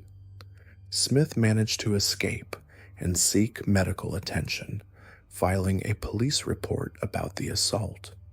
At the time, investigators didn't connect her attack to the serial killings, partly because she had survived, and partly because she described the assault as stemming from the man's sexual dysfunction, rather than a premeditated murder attempt. But Smith's detailed description of her attacker and his vehicle would prove invaluable when investigators finally identified their suspect. The investigation continued for months, with little progress until November 1998, when patrol officers spotted Yates driving his Honda Civic with a prostitute in the passenger seat. When stopped, Yates claimed he was only giving the woman a ride at her father's request. The officers let him go, but they filed a field interview report documenting the encounter. This report would later become crucial evidence, but at the time, it was just another routine police contact. The breakthrough came through a combination of old-fashioned detective work and modern forensic science. Investigators had compiled a list of all white Corvette owners in the Spokane area after learning that one victim had last been seen getting into such a vehicle. When they cross-referenced this list with field interview reports and other police contacts, one name appeared multiple times: Robert Lee Yates Jr. On April 18, 2000, after months of surveillance and investigation, police arrested Yates as he drove to work at the aluminum plant. The arrest was quiet, professional, almost anticlimactic for a case that had consumed thousands of investigative hours and terrified an entire community. Yates offered no resistance, showing the same calm demeanor that had made him such an effective killer. The evidence against Yates was overwhelming. DNA samples taken from his saliva matched genetic material found on multiple victims. When police searched his white Corvette, they discovered blood belonging to Jennifer Joseph and a button from her shirt. His fingerprint was found on one of the plastic bags used to cover a victim's head. Soil samples from the crime scenes matched dirt from Yates's yard, and vegetation found with the bodies came from plants in his garden. But perhaps the most damning evidence was Yates's own behavior under interrogation. Initially, he denied any involvement in the murders, but as investigators presented the forensic evidence, his story began to change. He admitted to picking up prostitutes, but claimed he only paid them for sex, never harmed them. When confronted with the DNA evidence, he suggested that someone must have planted it. Finally, faced with irrefutable proof of his guilt, Yates began to confess. The confessions were chilling in their matter-of-fact tone. Yates described the murders with the same clinical precision he had brought to his military duties, providing details that only the killer could know. He admitted to 13 murders in Spokane County and provided information about victim locations, burial sites, and personal effects. His admissions led to the discovery of Melody Murfin's remains buried in his yard and helped solve several cases that had gone cold. In October 2000, Yates pleaded guilty to 13 counts of first-degree murder in Spokane County in exchange for a sentence of life in prison without the possibility of parole. The plea bargain allowed him to avoid the death penalty for these crimes, but it didn't end his legal troubles. Pierce County prosecutors charged him with 2 additional murders, seeking the death penalty for those cases. During the Pierce County trial, more details of Yates's crimes emerged. He had killed Melinda Mercer and Connie Ellis LaFontaine, 2 women whose deaths fit his established pattern, but occurred outside his usual hunting grounds. The prosecution argued that these murders demonstrated Yates's willingness to kill anywhere, anytime, making him an ongoing threat to society who deserved the ultimate punishment. The trial also revealed more about Yates's psychology and the devastating impact of his crimes on the victims' families.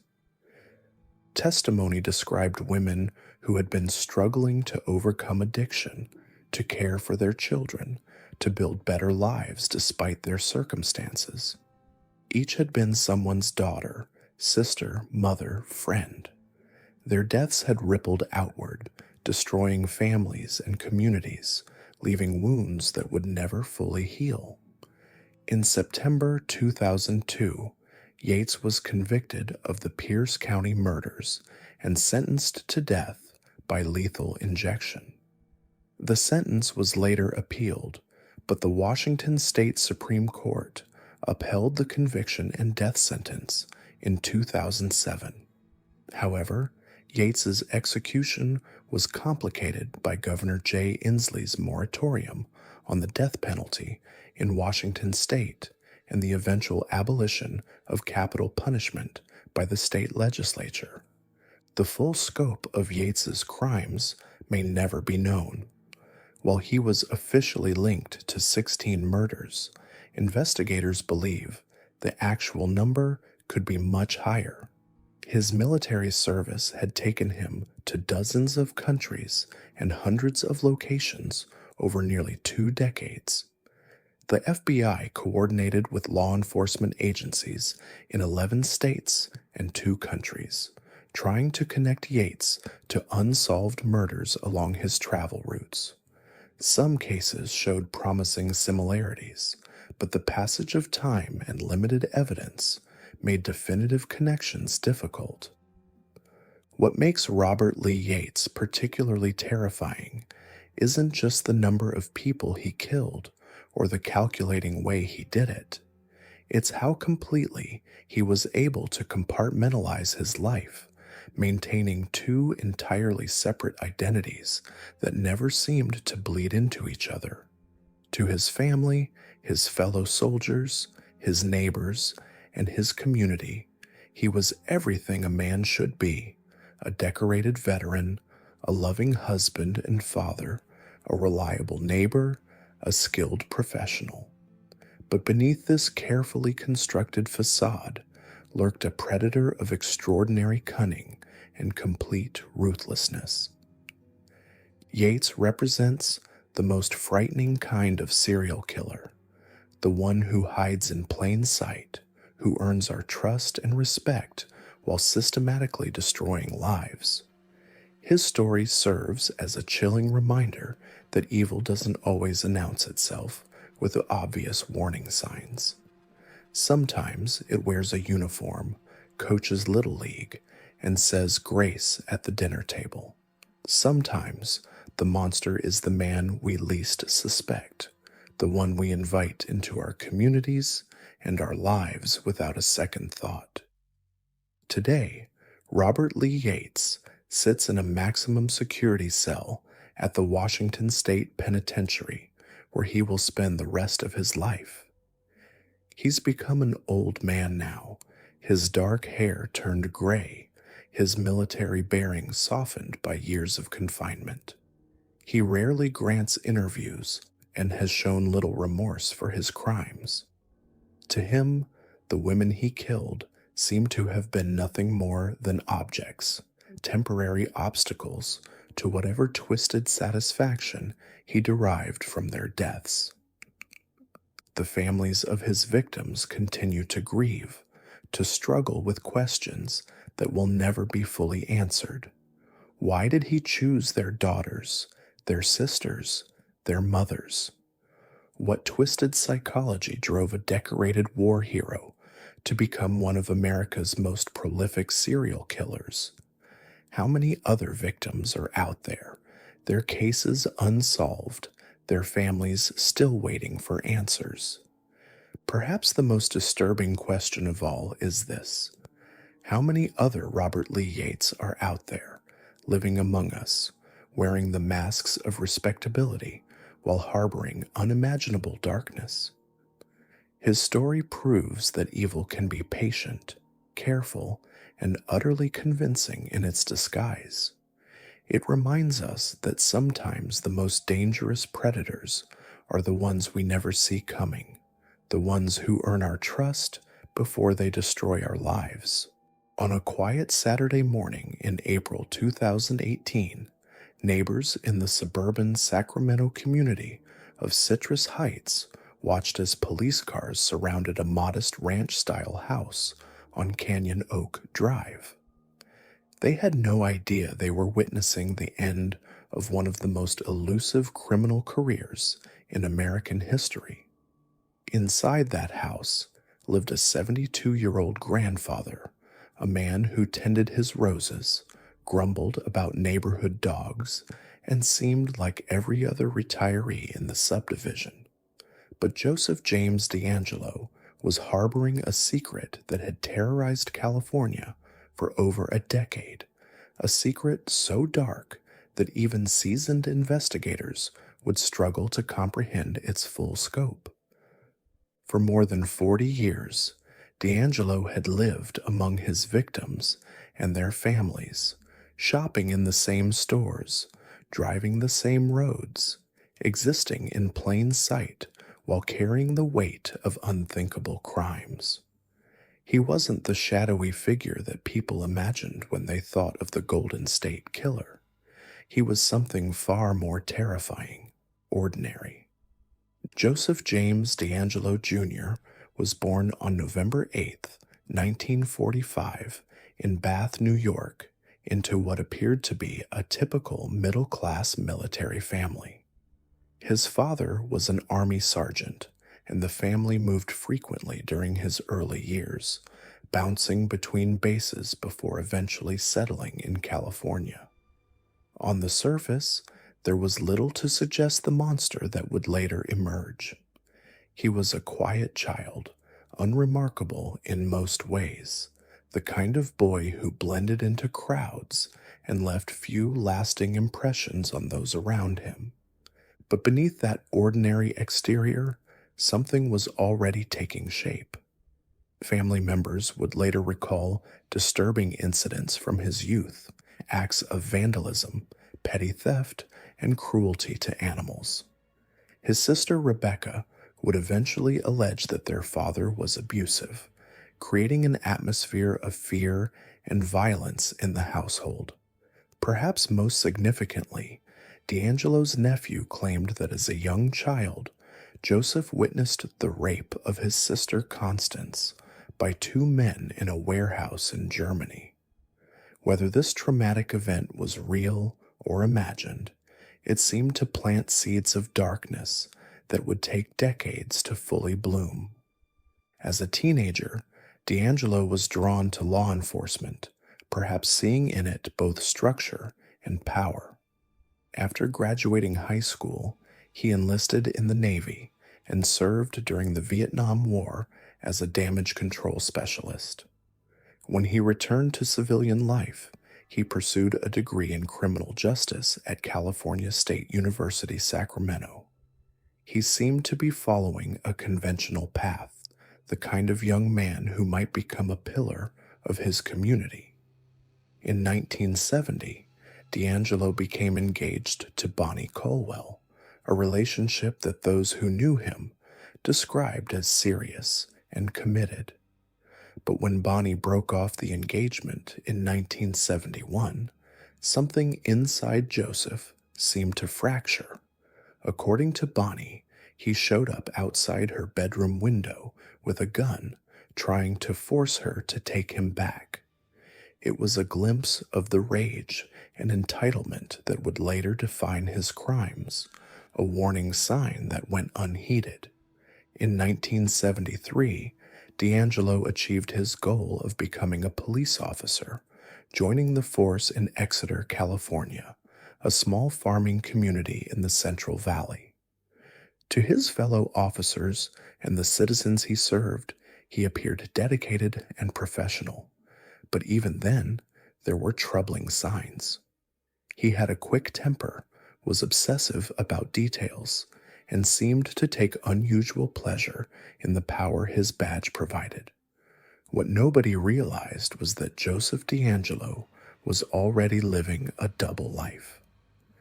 Starting in 1974, the town of Visalia, just 10 miles from Exeter, was terrorized by a series of bizarre burglaries. The perpetrator, dubbed the Visalia Ransacker, didn't seem interested in valuable items. Instead, he would break into homes and ransack them, scattering women's underwear, stealing small personal items, and leaving behind an atmosphere of violation that went beyond mere theft. The ransacker seemed to take pleasure in the chaos he created, in the knowledge that families would return home to find their most intimate spaces invaded. Over the course of 2 years, the Visalia ransacker committed over 120 burglaries. He developed a sophisticated method of operation, carefully scouting neighborhoods, identifying escape routes, and studying the patterns of his potential victims. He would place warning items like dishes or bottles against doors and windows, creating early warning systems that would alert him if someone came home unexpectedly. It was the work of someone with intimate knowledge of police procedures, someone who understood how investigations worked from the inside. On September 11th, 1975, the ransacker's crimes escalated to murder. 16-year-old Beth Snelling was awakened in her bedroom by a masked intruder who demanded she come with him. When she screamed, her father Claude, a journalism professor, came running to help. The intruder shot Claude Snelling dead and kicked Beth repeatedly in the face before fleeing. It was Joseph D'Angelo's first confirmed murder, though far from his last. In 1976, D'Angelo transferred to the Auburn Police Department, closer to Sacramento. Almost immediately, a new kind of terror began plaguing the area. Starting in June 1976, women in middle-class Sacramento suburbs began reporting brutal sexual assaults by a masked intruder who became known as the East Area Rapist. The attacks followed a chilling pattern. The rapist would break into homes in the middle of the night, often targeting couples, binding the male victims, and forcing them to lie face down with dishes or bottles balanced on their backs while he raped their wives or girlfriends in another room. The psychological torture was as devastating as the physical assault. The East Area Rapist seemed to take pleasure in the complete terror he created, often spending hours in victims' homes, eating their food, drinking their beer, and making phone calls. He would whisper threats, describing in graphic detail what he would do if his victims tried to escape or call for help. Some victims reported that he cried during the attacks, muttering the name Bonnie and seeming to relive some personal trauma through the violence he inflicted on others. Between 1976 and 1979, the East Area Rapist committed at least 51 rapes in Northern California. He demonstrated an almost supernatural ability to evade capture, seeming to know exactly when police patrols would be in certain areas and which houses would be empty. His knowledge of law enforcement procedures was so extensive that investigators began to suspect he might be someone within their own ranks, but the idea that a police officer could be responsible for such crimes seemed unthinkable. The East Area Rapist's attacks were meticulously planned. He would sometimes break into homes weeks before the actual assault, unlocking windows, leaving ligatures behind, and studying the layout. He knew which victims lived alone, which had boyfriends or husbands, and exactly when they would be most vulnerable. This wasn't the work of an opportunistic predator. It was the methodical campaign of someone treating rape as a profession. In February 1978, the East Area Rapist committed his first murders in Northern California when he killed Brian and Katie Maggiore, a young couple who were walking their dog in Rancho Cordova. The couple apparently surprised the rapist during one of his prowling sessions, and he gunned them down before disappearing into the night. It was a sign that his violence was escalating, that sexual assault was no longer enough to satisfy whatever dark compulsion drove him. In July 1979, Joseph DeAngelo's police career came to an abrupt end when he was caught shoplifting a hammer and a can of dog repellent from a hardware store in Auburn. For such a minor crime, the theft seemed almost absurd, but it cost him his job and his identity as a law enforcement officer. Within months, he had disappeared from Northern California, and the East Area Rapist attacks suddenly stopped. But DeAngelo's absence from Northern California didn't mean the end of his crimes. It meant a horrifying evolution. In October 1979, an intruder broke into a home in Goleta, near Santa Barbara, and tied up a young couple. When the woman screamed and neighbors responded, the intruder fled, but it was the beginning of a new phase of terror.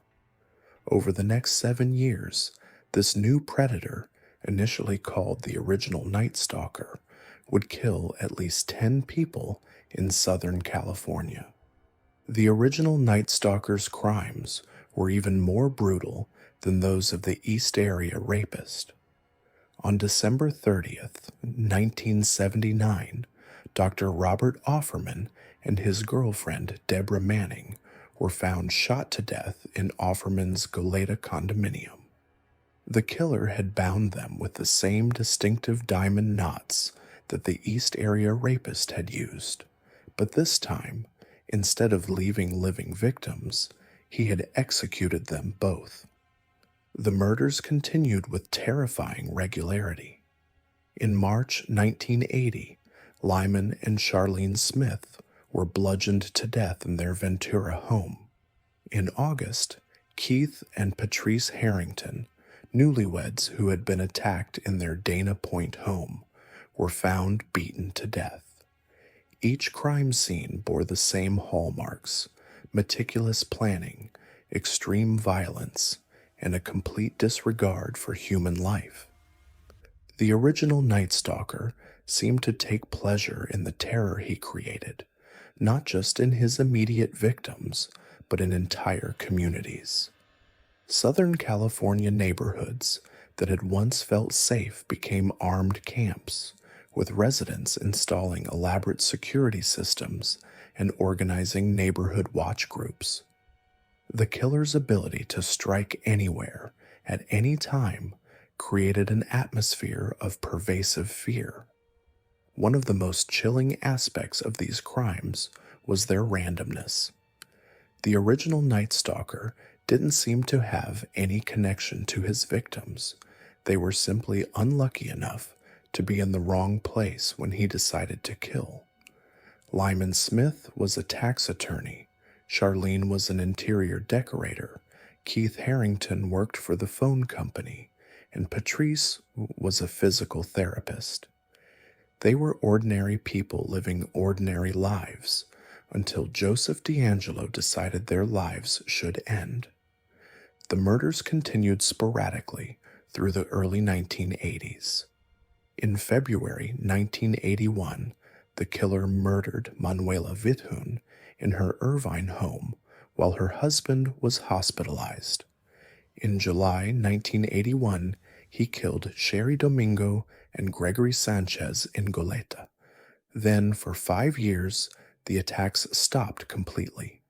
Police began to hope that the original Night Stalker had died, been imprisoned for other crimes, or simply moved away. But on May 4th, 1986, 18-year-old Janelle Cruz was found raped and murdered in her family's Irvine home.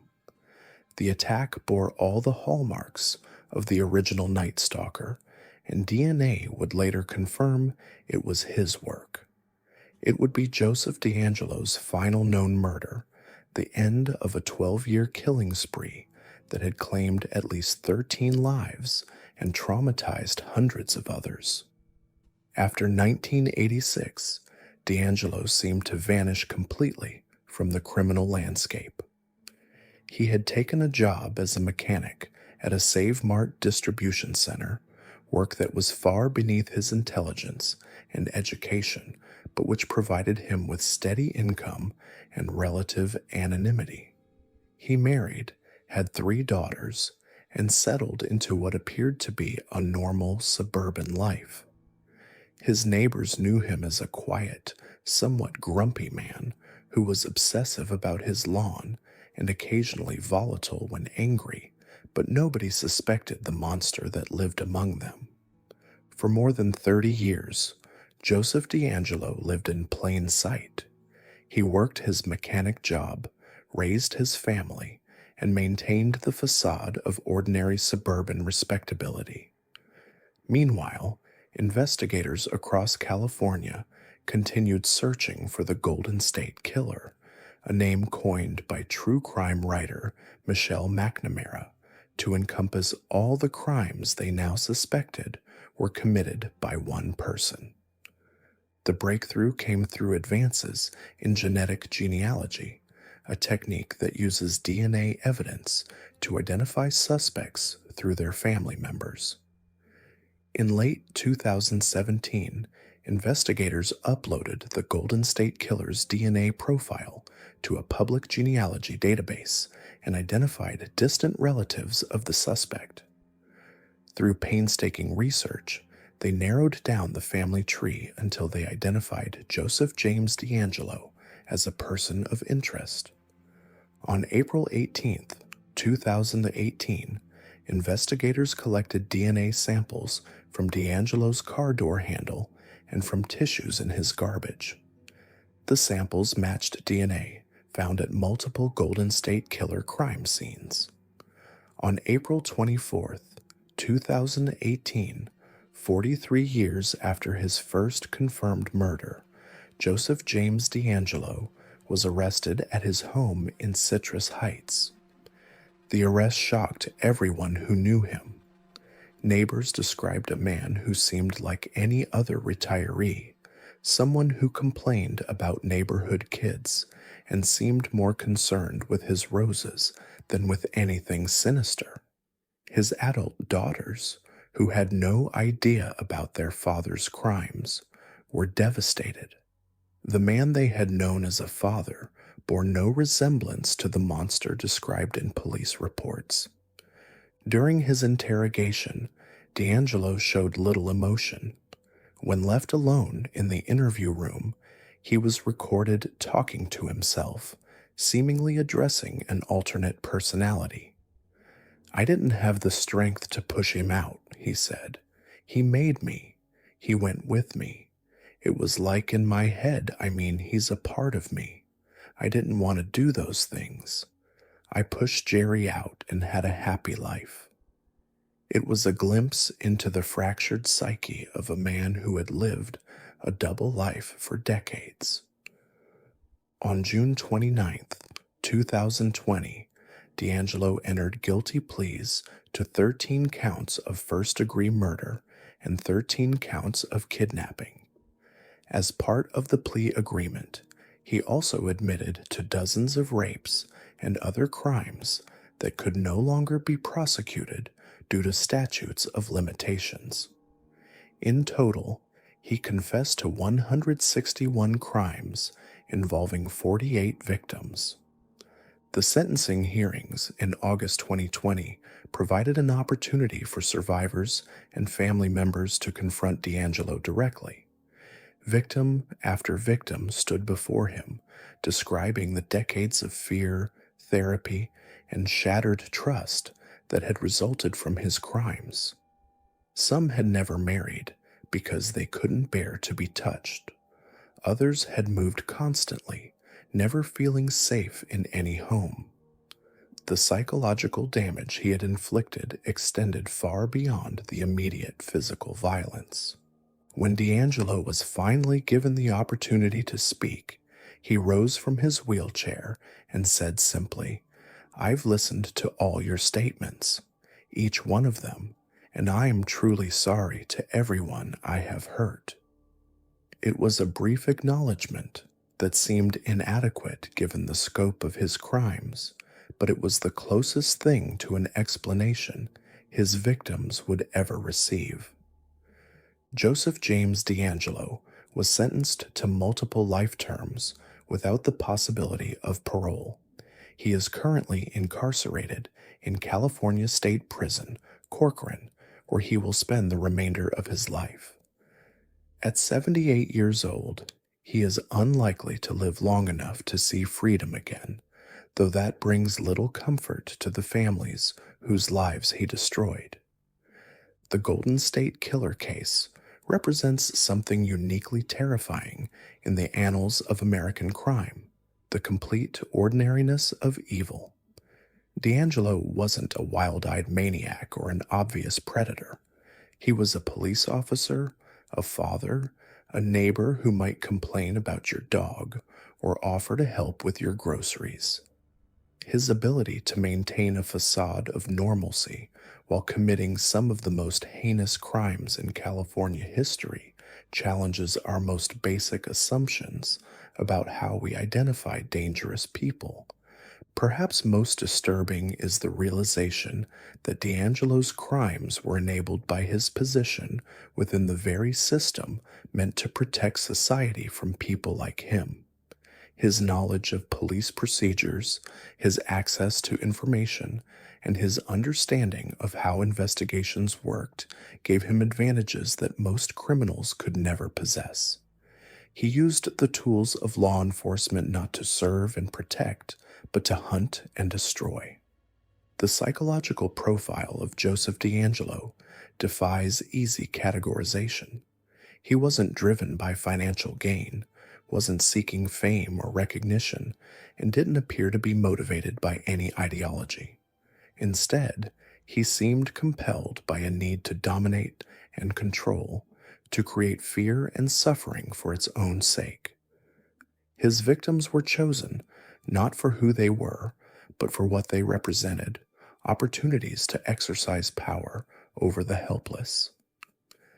The impact of D'Angelo's crimes extends far beyond his immediate victims. Entire communities lived in fear during his active years, installing security systems, changing daily routines, and viewing every stranger with suspicion.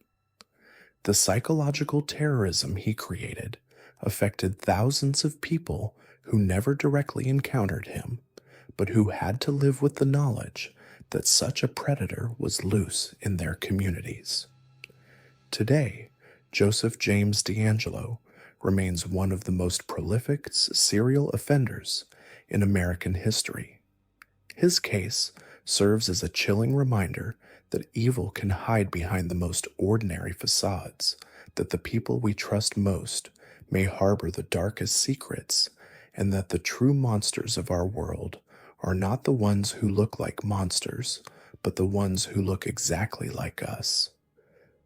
The Golden State Killer's reign of terror lasted more than a decade, but his capture brought something even more valuable than justice: proof that no crime is too old, no criminal too clever, and no secret too well hidden to escape the relentless advance of forensic science and human determination. In the end, Joseph James DeAngelo was undone not by a mistake or a moment of carelessness, but by the DNA he left behind 40 years ago, waiting patiently in evidence lockers for science to catch up with justice. His story stands as both a testament to human evil and human resilience, a reminder that while monsters may walk among us, they cannot hide forever in the shadows of their own making.